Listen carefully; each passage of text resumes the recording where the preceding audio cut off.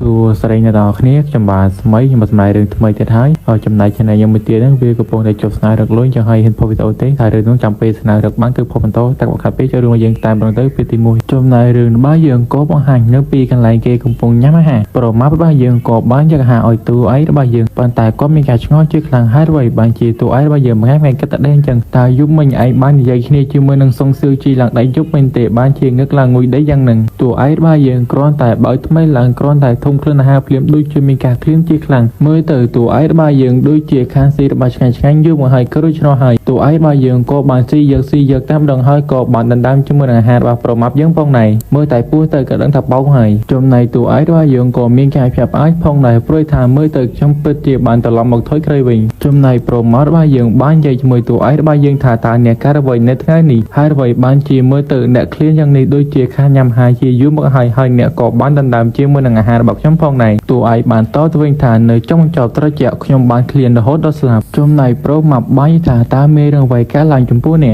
កតើវាដោយសារតែសងសឺឌីមានទេបានធ្វើបាបអ្នកមើលទៅដូចជាការខ្ញុំនិយាយហើយខ្ញុំថានាងគឺមិនមែនជាមនុស្សដែលល្អអីនោះទេចំណែកតួឯករបស់យើងបាននិយាយជាមួយប្រមាប់ថាផានយូវាជាការល្អប្រសើរបើអ្នកនៅរស់ប្រមាប់បានតបទៅវិញថាមែនហើយចុះខ្ញុំមិនទាន់ងល់មកពីណាវើយតួឯកក៏បានសួរទៅប្រមាប់ថាតើនៅពេលនេះគឺជាឆ្នាំណាហើយប្រមាប់បានតបទៅវិញថានៅថ្ងៃទី8ខែសីហាឆ្នាំ2024អត់មានតែនិយាយទៅព្រោះគេដាក់តលេង24ណាចូលរឿងបន្តតួឯករបស់យើងបាញ់ថាអញ្ចឹងវាជិតដល់ពេលហើយនៅសល់តែកន្លះខែទៀតតែប៉ុណ្ណោះពិភពលោកទាំងមូលនឹងធ្លាក់ចូលទៅក្នុងអាកាសធាតុត្រជាក់ខ្លាំងការធ្លាក់ព្រើខ្លាំងនឹងមានរយៈពេល3ខែបន្ទាប់មកពិភពលោកទាំងមូលនឹងខ្លាចទៅជាទឹកកកសេតណ្ហាភាពធ្លាក់ចុះដល់50ដឺក្រេព្រមមកបាននិយាយថាមើលទៅអ្នកនិយាយលេងសើចហើយព្រោះថានេះគឺជារដូវក្តៅសេតណ្ហាភាពមានតែបរិមាណត្រឹមតែដល់40ដឺក្រេតែប៉ុណ្ណោះអ្នកនិយាយប្រាប់ខ្ញុំមើលដូចជាអ្នកធ្លាប់ឆ្លងកាត់ជាមួយនឹងការធ្លាក់ព្រើអញ្ចឹងអ្នកគុំចេះតែនិយាយដែលគ្មានសមហេតុផលដូច្នេះអីតួឯករបស់យើងបានប្រាប់ទៅប្រមាប់ថាឥឡូវនេះខ្ញុំត្រូវការជំនួយអ្វីមួយពីអ្នកប្រមាប់របស់យើងក៏បានយល់ព្រមតួឯករបស់យើងបាយថាអ្នកនិងខ្ញុំគឺមានទំនាក់ទំនងយ៉ាងជិតស្និទ្ធដូចជាឪពុកនិងកូនអញ្ចឹងតើអ្នកអាចឲ្យខ្ញុំផ្សេង1000លានបានដែរឬទេ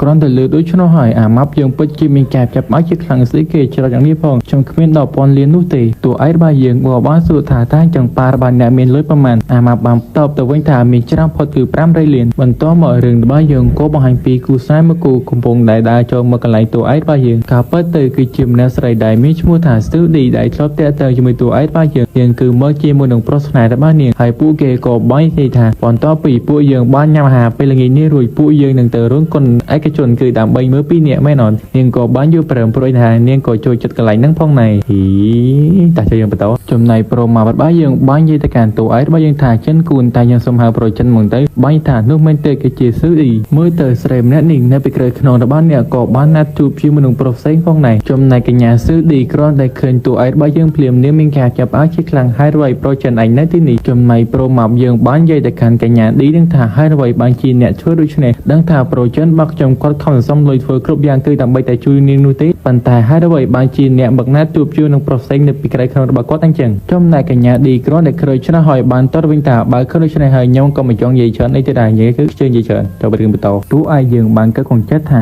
ស៊ឺឌីនាងក៏បានធ្លាប់បោកប្រាស់ជាមួយនឹងសាំងហ្វេងផងដែរប៉ុន្តែបន្ទាប់ពីចុងបញ្ចប់នៃរដូវត្រជាក់នាងក៏ត្រូវបានគេបោះចោលដោយសម្រាមផងដែរប៉ុន្តែដូច្នោះហើយខ្ញុំនៅតែនាំនាងមើលទោះបីជាខ្ញុំឃ្លានអាហារយ៉ាងណាក៏ដោយក៏ខ្ញុំឲ្យអាហារនោះដើម្បីនាងផងដែរប៉ុន្តែចុងក្រោយវាគ្រាន់តែជាការក្បត់របស់នាងតែប៉ុណ្ណោះសូម្បីតែការអត់អាហារដល់ស្លាប់ក៏មានរឿងមួយជាប់ខ្លួនផងដែរប្រមាប់យើងក៏បានប្រាប់ទៅអាចិនថាឲ្យឃើញអត់គេនិយាយស្អីខ្លះហើយតាពួកយើងចាក់ចេញទៅកុំឲ្យឃើញឆ្កែនិងឆ្មានៅទីនេះតួឯកបានតតវិញថាពួកយើងកុំប្រញាប់ពេកប្រមាប់បានតតវិញថាអ្នកនៅធ្វើនេះធ្វើអីទៀតព្រោះឯថាមនុស្សស្រីប្រភេទនេះគុំនៅបន្តអីវាគ្មានប្រយោជន៍នោះទេអបហ្វេងវាបាញ់ថានេះមែនទេគឺជាប្រូចិនដែលនិយាយមើលទៅវាគ្រាន់តែជាសត្វឥតតែប៉ុណ្ណោះកញ្ញាឌីនឹងក៏បានប្រាប់ថាបើដូច្នេះហើយអ្នកគួរតែធ្វើអ្វីតែអ្នកដឹងទៅអ្វីដែលអ្នកធ្លាប់ធ្វើសម្រាប់ខ្ញុំគឺជាការប៉ះពាល់ខ្លួនឯងតាមពិតទៅខ្ញុំពិតជាមិនចូលចិត្តអ្នកនោះទេដឹងហើយឬនៅតួឯកយើងក៏បាញ់ថារួចហើយឬនៅចំណែកប៉ែហ្វេងបាននិយាយទៅកាន់តួឯករបស់យើងថាបើលឺឆ្នេះហើយឆាប់ចាក់ចេញពីទីនេះទៅអាភ្លឺនិយាយទៅពីអ្នកនេះពិតជាមើងងាយចំពោះប្រូចិនយើងជាខ្លាំងចំណែកកញ្ញាឌីនឹងក៏បាញ់ជាបន្តទៀតថាទោះបីជាគេលិតជង្គង់ខ្សងអវត្តរបស់ខ្ញុំយ៉ាងណាក៏ដោយក៏ខ្ញុំខ្ពើមើលមុខគាត់ផងដែរព្រោះថាសម្រាប់ខ្ញុំមានតែម្នាក់គត់ដែលខ្ញុំស្រឡាញ់ព្រមមកបានប្រាប់ទៅអាចិនយើងថាគុំនៅទីនេះទៀតអីមើលទៅវិញខ្ពើខ្លាំងណាស់ឆាប់ចាក់ចេញទៅប្រូចិនក៏បាញ់ថាខ្ញុំទុកពេលឲ្យអ្នក5នាទីទៀតចំណែកព្រមមកខំប្រាប់ទៅតួឯកយើងតែអ្នកមិនឃើញអ្វីទេនៅចំពោះ ពោះមុខពួកយើងអបិវ័យវាបាញ់តាស្អីគេ5ទីមានទេតើវាជាល្បិចអ្វីដែលអ្នកចង់ប្រាយពេលក្នុង5ទីនេះចាថាប្រើមកខ្ញុំចង់អង្គុយចាំមើលមានអីតួឯករបស់យើងក៏បានវាយអបិនឹងម្ដាយតែម្ដងចំណែកកញ្ញាឌីយើងវិញពេកជាមានការព្រួយបារម្ភចំពោះអបិនឹងជាខ្លាំងបាទអបិវ័យវិញវាមានការខឹងជាខ្លាំងបាននិយាយថាចំម៉ាយហ៊ានវាយបងមែនទេវាក៏ប្រងហត់ទៅវាយតួឯករបស់យើងមានអីតួឯកយើងធាឲ្យមកជើងមិញហើយលយអីមើលតាអបិវ័យទៅនៅពេលដែលស៊ីមកជើងតួឯកយើងគឺផ្កាប់លយតែម្ដងតែចូលរឿងយើងទៅកញ្ញាស៊ឺឌីបាននិយាយជាមួយនឹងប្រូចិនយើងថាហើយអ្វីបានជាអ្នកហ៊ានវាយបងហ្វេងតើអ្នកមិនដឹងទេថាបងប្រូហ្វេងគឺជាអ្នកមានអំណាចនៅក្នុងក្រុមហានឡុងអបិនឹងវាក៏បានទ្រាំបានតែហក់ទៅវាយម្ដងទៀតហើយក៏បាយថាខ្ញុំគឺជាខ្សែក្រវ៉ាត់ខ្មៅតែខ្វាន់ដូខ្ញុំមិនជឿថាខ្ញុំពិតជាមិនអាយវាយឈ្នះក្មេងកទៅដូចនេះទេមានន័យស៊ីម្ដាយចំចការកើមដេកស្ប៉ាតតែម្ដងឯលយមកលយតួឯករបស់យើងក៏បាយថាទីបញ្ចប់គឺជាក្រុមហន្តរាយក្នុងខែកក្កដាផងដែរនៅទីបញ្ចប់ខ្ញុំបានរៀនលំហាត់និងចេតនាបទធម៌មួយចំនួនមិនមានអ្វីខុសនោះទេគ្រាន់តែដោះស្រាយជាមួយនឹងកាប្រមាប់យើងវិញមានការភ្ញាក់ផ្អើលចំពោះប្រូចិនយើងជាខ្លាំងម៉ែឲ្យខ្លាំងមែនតើយើងហ្មងកញ្ញាស៊ឺឌីក៏បាយថាមើលទៅអ្នកពិតជាសាហាវខ្លាំងណាស់ដែលហ៊ានវាយបងប្រូហ្វេងរបស់ខ្ញុំនឹងមិនឲ្យរឿងនេះបញ្ចប់បាននោះទេប្រូចិនខ្ញុំពិតជាមិននឹកស្មានថាអ្នកគឺជាមនុស្សបែបនេះអ្នកឆាប់ទៅចង្គង់ភ្លៀងហើយសុំទោសបងហ្វេងបើមិនដូច្នេះទេខ្ញុំនឹងមិនអត់ឲ្យទោសឲ្យអ្នកនោះទេនិយាយលយផងមែនទេមានន័យប្រូចិនយើងផ្ទះមកកំភ្លៀងក៏បាយថាអ្នកជាស្អីហ៊ានមកជាខ្ញុំនឹងចំណាបែហ្វេងមានការខឹងជាខ្លាំងជុំម៉ែហ៊ានវាយស្រីរបស់អញផងមែនទេតើឯងមិនដឹងថាខ្ញុំមានអំណាចនោះទេខ្ញុំនឹងប្រើអំណាចរបស់ខ្ញុំទាំងអស់គឺដើម្បីសម្លាប់ឯងហើយខ្ញុំនឹងវាយអ្នកយ៉ាងងាយស្រួលដូច្នោះហើយអ្នកដូចជាស្រមោចអញ្ចឹងដោយសារតែបែនឹងវានិយាយតែបែពេកតួឯងយើងហក់ធាក់មកជើងចំកណ្ដាលពោះតាមរយគឺជុកដែរហ្នឹងហើយបន្ទាប់មកតួឯងរបស់យើងក៏បានយកអ្វីទេចេញពីឯងរបស់បែនោះហាបែនោះវាប្រឹងតែដណ្ដើមពីតួឯងរបស់យើងវិញតួឯងរបស់យើងបាននិយាយថាហើយអ្វីបានជាអ្នកមានអារម្មណ៍ថាដូចជាមានកំហុសអញ្ចឹងតើមានមនុស្សប្រមាណអ្នកហើយដែលរងគ្រោះថ្នាក់ដោយសារតែនេះបែហ្វេងវាក៏ប្រឹងតែដើរមកវិញវាបាននិយាយថាខ្ញុំមិនដឹងថាអ្នកចង់និយាយពីអ្វីនោះទេប៉ុន្តែលើនេះឆាប់ប្រកបវត្ថុនោះឲ្យខ្ញុំភ្លាមបន្ទាប់មកតួឯងរបស់យើងក៏បាញ់អាស៊ីគេនឹងទៅកាន់អបិនឹងតែម្ដងប៉ុន្តែមើលតាអបិហ្វេងប្រកាច់ដោយមនុស្សឈួតអញ្ចឹងចំណែកកញ្ញាស៊ឺឌីមានការបារម្ភចំពោះអបិហ្វេងជាខ្លាំងកញ្ញាឌីប្រឹងតែទៅមើលហើយអបិហ្វេងក៏បានប្រាប់ថាឆាប់ជាឆ្ងាយពីខ្ញុំមាននៅពេលនោះអបិហ្វេងស្រាប់តែហក់ទៅគិតទ្រុបកញ្ញានោះតែម្ដងក៏បានចាប់ទីខោអាវរបស់គេយទៅគឺលោមែនតើខ្ញុំហ្មងតែជួយរឿងបន្តប៉ុន្តែកញ្ញាឌីនឹងបានត្រឹមតែភ័យខ្លួនតែបណ្ដោះបាយថាបងហ្វេងថាអ្នកចង់ធ្វើអ្វីហើយនាងក៏បានស្រែកឲ្យគេជួយនាងផងតួឯងរបស់យើងបាយថាឥឡូវនេះ5ទីវាបានមកដល់ហើយពួកយើងតើទៅចំណែកប្រមាប់យើងវិញមើលឡើងឈាមច្រមុះហើយបាញ់ថាមើលទៅវាពិតជារំភើបមែនតើយើងហ្មងហើយប្រមាប់បាញ់ថាតើមានរឿងអ្វីកើតឡើងចំពោះពួកគេតួឯងយើងបានប្រាប់ថានេះគឺជាថ្នាំសម្រាប់ដ៏មានឥទ្ធិពលនៅពេលដែលអ្នកបានស្រូបវាចូលច្បាស់ណាស់អ្នកនឹងខ្លាចជាមនុស្សដែលគ្មានស្មារតីជាធម្មតាបែហ្វេងនឹងវាបានប្រើវត្ថុនេះគឺទៅលើមនុស្សផ្សេងៗដទៃឥឡូវនេះយើងអនុញ្ញាតឲ្យគេប្រើរបស់នេះម្ដងទៅប្រមាប់បាញ់ថាប៉ុន្តែនេះគឺជាកន្លែងអាហារដ្ឋានណាតែមិនខ្លាចថាគេប្តឹងប៉ូលីសទេប្រូចិនបានតតវិញថាអ្នកកុំភ័យអំពីរឿងនេះឯងព្រោះថាបែហ្វេងវាបានបង្កគ្រោះថ្នាក់ដល់មនុស្សជាច្រើននៅរឿងនេះអ្នកខ្លះថែមទាំងធ្វើអត្តឃាតដោយសារតែរឿងនេះផងដែរមើលទៅគាត់ប្រហែលមិនហ៊ាននិយាយអំពីរឿងនេះទេកុំព្រួយបារម្ភចំពោះរឿងនេះពេកក្រៅពីនេះគេក៏ជាមនុស្សដែលមានអំណាចនៅក្នុងក្រុងហានឡុងវាតែងតែក្អើតក្រទើមយើងគួរតែឲ្យវាស្គាល់អំពីរសជាតិនេះខ្លះទោះបីជាគេមកសងសឹកខ្ញុំយ៉ាងណាក៏ខ្ញុំមិនខ្លាចដែរប្រមាប់របស់យើងបាញ់ថាមើលទៅចរិតរបស់អាហ្វេងនឹងគឺពិតជាអាក្រក់មែនទែនខ្ញុំគិតថាមើលទៅគេច្បាស់ជាស្វែងរកវិធីណាមួយគឺដើម្បីដោះស្រាយជាមួយនឹងអ្នកហើយប៉ុន្តែលើនេះពួកយើងគួរតែទៅណាបន្តតួឯងរបស់យើងបានប្រាប់ទៅប្រមាប់ថាពួកយើងគួរតែលក់ផ្ទះបន្ទាប់មករឿងរបស់យើងក៏បង្ហាញពីកន្លែងមួយស្រាប់តែឮសំឡេងប្រមាប់យើងនិយាយថានេះគឺជាផ្ទះតែមួយគត់ដែលពុកម្ដាយរបស់ខ្ញុំមិនសល់ទុកឲ្យខ្ញុំតើអ្នកពិតជាចង់លក់ផ្ទះនេះមែនទេតួឯងយើងតដូចថាមែនហើយខ្ញុំលក់ផ្ទះនេះគឺ 3.10 លានខ្ញុំត្រូវតែធ្វើរឿងនេះមុនឲ្យមុនពេលដែលវាកើតឡើងខ្ញុំចង់ស្ទប់ទុកការផ្គប់ផ្គង់ឲ្យបានច្រើនអ្វីដែលខ្ញុំអាចធ្វើទៅបានមានតែពេលចង់បញ្ចប់ដោយភាពត្រជាក់មកដល់ទេដែលយើងអាចផ្ដួចផ្ដើមកំណត់បានព្រមមកបាននិយាយថាឥឡូវនេះតម្លៃផ្ទះកំពុងតែកើនឡើងថ្លៃយ៉ាងខ្លាំងបើចង់លក់មិនបាច់ប្រញាប់ដូចនេះទេទោះបីជាព្រមមកខំនិយាយយ៉ាងណាក៏តួឯងយើងមិនខ្វល់ដែរលក់ឲ្យបន្តមកតួឯងរបស់យើងបានប្រាប់ទៅព្រមមកថាពួកយើងគួរតែទៅកន្លែងផ្សេងបន្តមករឿងរបស់យើងក៏កាប់ឲ្យនៅកន្លែងគេលក់កន្លែងអាហារតួឯងយើងបានប្រាប់ថាទិញអង្គរជាមួយនឹងអាហារកំប៉ុងផងដែរនារីដែលនៅចាំកត់នោះមានការចាប់ឲ្យជាខ្លាំងព្រោះថាតួឯងរបស់យើងពិតជាទិញអាហារច្រើនខ្លាំងណាស់ចំណែកព្រមមកយើងវិញមានការចាប់ឲ្យជាខ្លាំងព្រោះចិនតាអ្នកបើកផ្សារគឺដើម្បីទិញអាហារដើម្បីស្តុកទុកមែនទេតួឯងរបស់យើងបានតវិញថាមែនហើយតួឯងយើងក៏បាននិយាយជាមួយនឹងកញ្ញានោះវិញថាបន្តមកអ្នកត្រូវតែដឹកអីវ៉ាន់នេះមកផ្ទះរបស់ខ្ញុំនាងក៏បានយល់ព្រមនាងក៏បាញ់ថាមិនភ័យទេកម្មខ្ញុំដឹកជូននោះទេហើយអ្នកកុំភ័យហើយវាក៏អាចផ្ទប់នឹងពន្រិចដំណើរការទាំងមូលរបស់អ្នកផងដែរឥឡូវ នេះអ្នកគ្រាន់តែផ្ដល់ជាមួយនឹងអាស័យដ្ឋានរបស់អ្នកមើលបន្ទាប់មកតួឯករបស់យើងបាននិយាយជាមួយនឹងព្រមមកថាខ្ញុំចាំថាគ្រួសាររបស់អ្នកដូចជាមានឃ្លាំងទំនេរមួយនៅកន្លែងជីក្រុងព្រមមកបានតទៅវិញថាមិនហើយតើអ្នកចង់ធ្វើអ្វីអ្នកនឹងមិនយកដាក់ទំនិញទាំងនោះដាក់នៅកន្លែងឃ្លាំងនោះមែនទេតួឯកយើងលឺដូច្នោះហើយមានការសប្បាយចិត្តជាខ្លាំងក៏បានប្រាប់ទៅព្រមមកថាអញ្ចឹងខ្ញុំខ្ចីឃ្លាំងឯពីថ្ងៃសិនបន្ទាប់មកសូមឯផ្ដល់ជាមួយនឹងអាស័យដ្ឋានដល់គេទៅឥឡូវនេះខ្ញុំនឹងទិញរបស់របរមួយចំនួនថែមទៀតស្រាប់តែកបឲ្យពីកញ្ញាពីរអ្នកបាញ់ថាតានេះមិនមែនជាប្រូចិនទេគឺជាមិត្តរួមថ្នាក់របស់យើងខ្ញុំបានលើកថាបរមនេះគឺបានចាញ់បោកជាមួយនឹងស៊ឺឌីជុំតែមិត្តភ័ក្តិរបស់កញ្ញាម្នាក់នឹងបាញ់និយាយថាតើពួកគេកំពុងតែមើលទៅនេះដើម្បីធ្វើអ្វីតើពួកគេពិតជាមានលទ្ធភាពទិញអីវ៉ាន់នៅទីនេះមែនទេតួឯករបស់យើងបានប្រាប់ទៅអ្នកលក់ថាខ្ញុំយកកុំព្យូទ័រនេះគឺ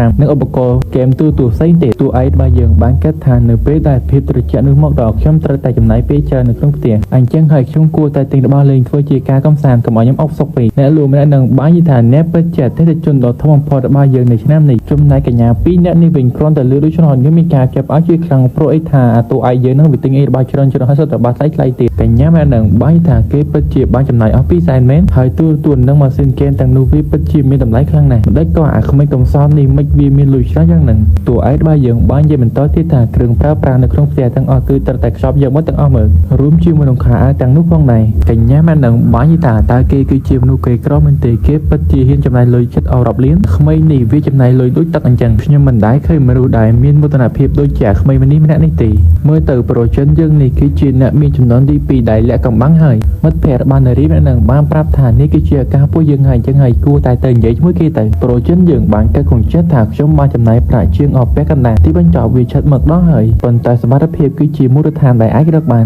ឥឡូវនេះវាគួរដល់ពេលខ្ញុំធ្វើរឿងសំខាន់ម្ដងហើយស្រាប់តែកញ្ញាពីរអ្នកនោះក៏បានមកហៅប្រូចិនយើងប៉ុន្តែឈ្មោះគេបើសិនជាហៅតាមចិនមានន័យថាព្រឹកឡើងអញ្ចឹងហើយបើខ្ញុំសុំហៅប្រូចិនអញ្ចឹង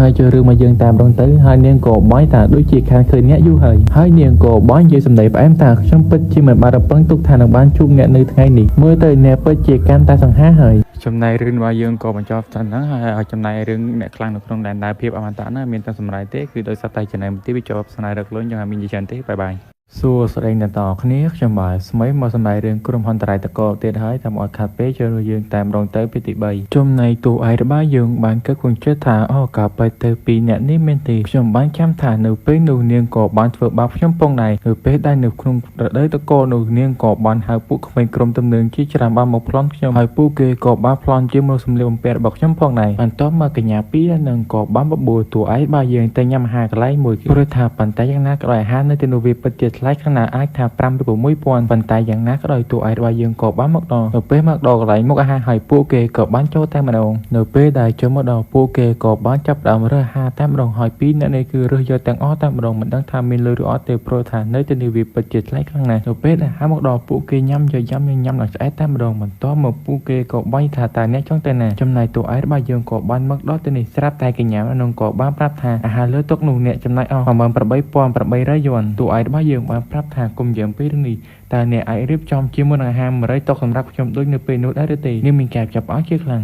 ងតួឯករបស់យើងបានគិតថានៅពេលដែលប្រតិកោឃ្លាក់មកនៅពេលនោះខ្ញុំបានញ៉ាំជាមួយអាហារកំពុងជាច្រើនខែវាធ្វើឲ្យខ្ញុំញ៉ាំហើយចង់មិនទេអញ្ចឹងហើយខ្ញុំក៏ចង់ញ៉ាំអាហារដែលមានរសជាតិឆ្ងាញ់ដូចនេះអញ្ចឹងហើយខ្ញុំត្រូវតែរក្សាវាទុកចំណែកនារីពីរអ្នកនេះវិញបាននិយាយថាមើលទៅគេបានចេញប្រាក់ចំពោះអាហារដែលពួកយើងកំពុងតែញ៉ាំហើយតួឯករបស់យើងក៏បានឲ្យលុយដែលគេកំងចំពោះអាហារដែលគេរៀបចំ100តុបន្ទាប់មកតួឯករបស់យើងក៏បានចាក់ចេញពីទីនេះបាត់ទៅនៅពេលដែលតួឯករបស់យើងកំពុងតែដាក់បណ្ដាកបណ្ដាស្រាប់តែកញ្ញាម្នាក់នោះក៏បានខំមកទៅកាន់តួឯករបស់យើងបាននិយាយថាហេតុអ្វីបានជាអ្នកមិនបងថ្លៃប្រាក់នោះអញ្ចឹងតួឯករបស់យើងបានតបថាហេតុអ្វីខ្ញុំជាអ្នកបងព្រួយថាអ្នកជាអ្នកញ៉ាំខ្លួនឯងតែប៉ុន្តែនាងបានតបវិញថាប៉ុន្តែអ្នកបាននាំពួកយើងមកទៅនេះណាតួឯកយើងតបវិញថានាំស្អីគេខ្ញុំដូចជាមិនបាននាំអ្នកនោះទេគឺអ្នកនោះទេដែលជាអ្នកនាំខ្ញុំមកខ្លួនឯងហើយនាងក៏ប្រឹងនិយាយដល់និយាយឡើងប្រកែកណាស់នេះហើយក៏បានថាអ្នកគឺជាមនុស្សបោកប្រាស់ប៉ុន្តែម្នាក់ស្រីនៅក្បែរនោះក៏បាញ់ថាប៉ុន្តែខ្ញុំទៅឃើញថាមនុស្សដែលមកជាមួយអ្នកនឹងគាត់ក៏បានរៀបចំជាមួយនឹងអាហារដែលចំនួន100តុនៅពេលដែលអ្នកញ៉ាំគឺវាដូចគ្នាទាំងអស់គ្រាន់តែលើកដូច្នោះហើយនាងក៏បានសុំវល់ប្រូចិនរបស់យើងថាអ្នកអាចមើលទៅនេះគេដើម្បីបងប្រាក់ដែរឬទេព្រោះថាខ្ញុំពិតជាគ្មានលុយនោះទេ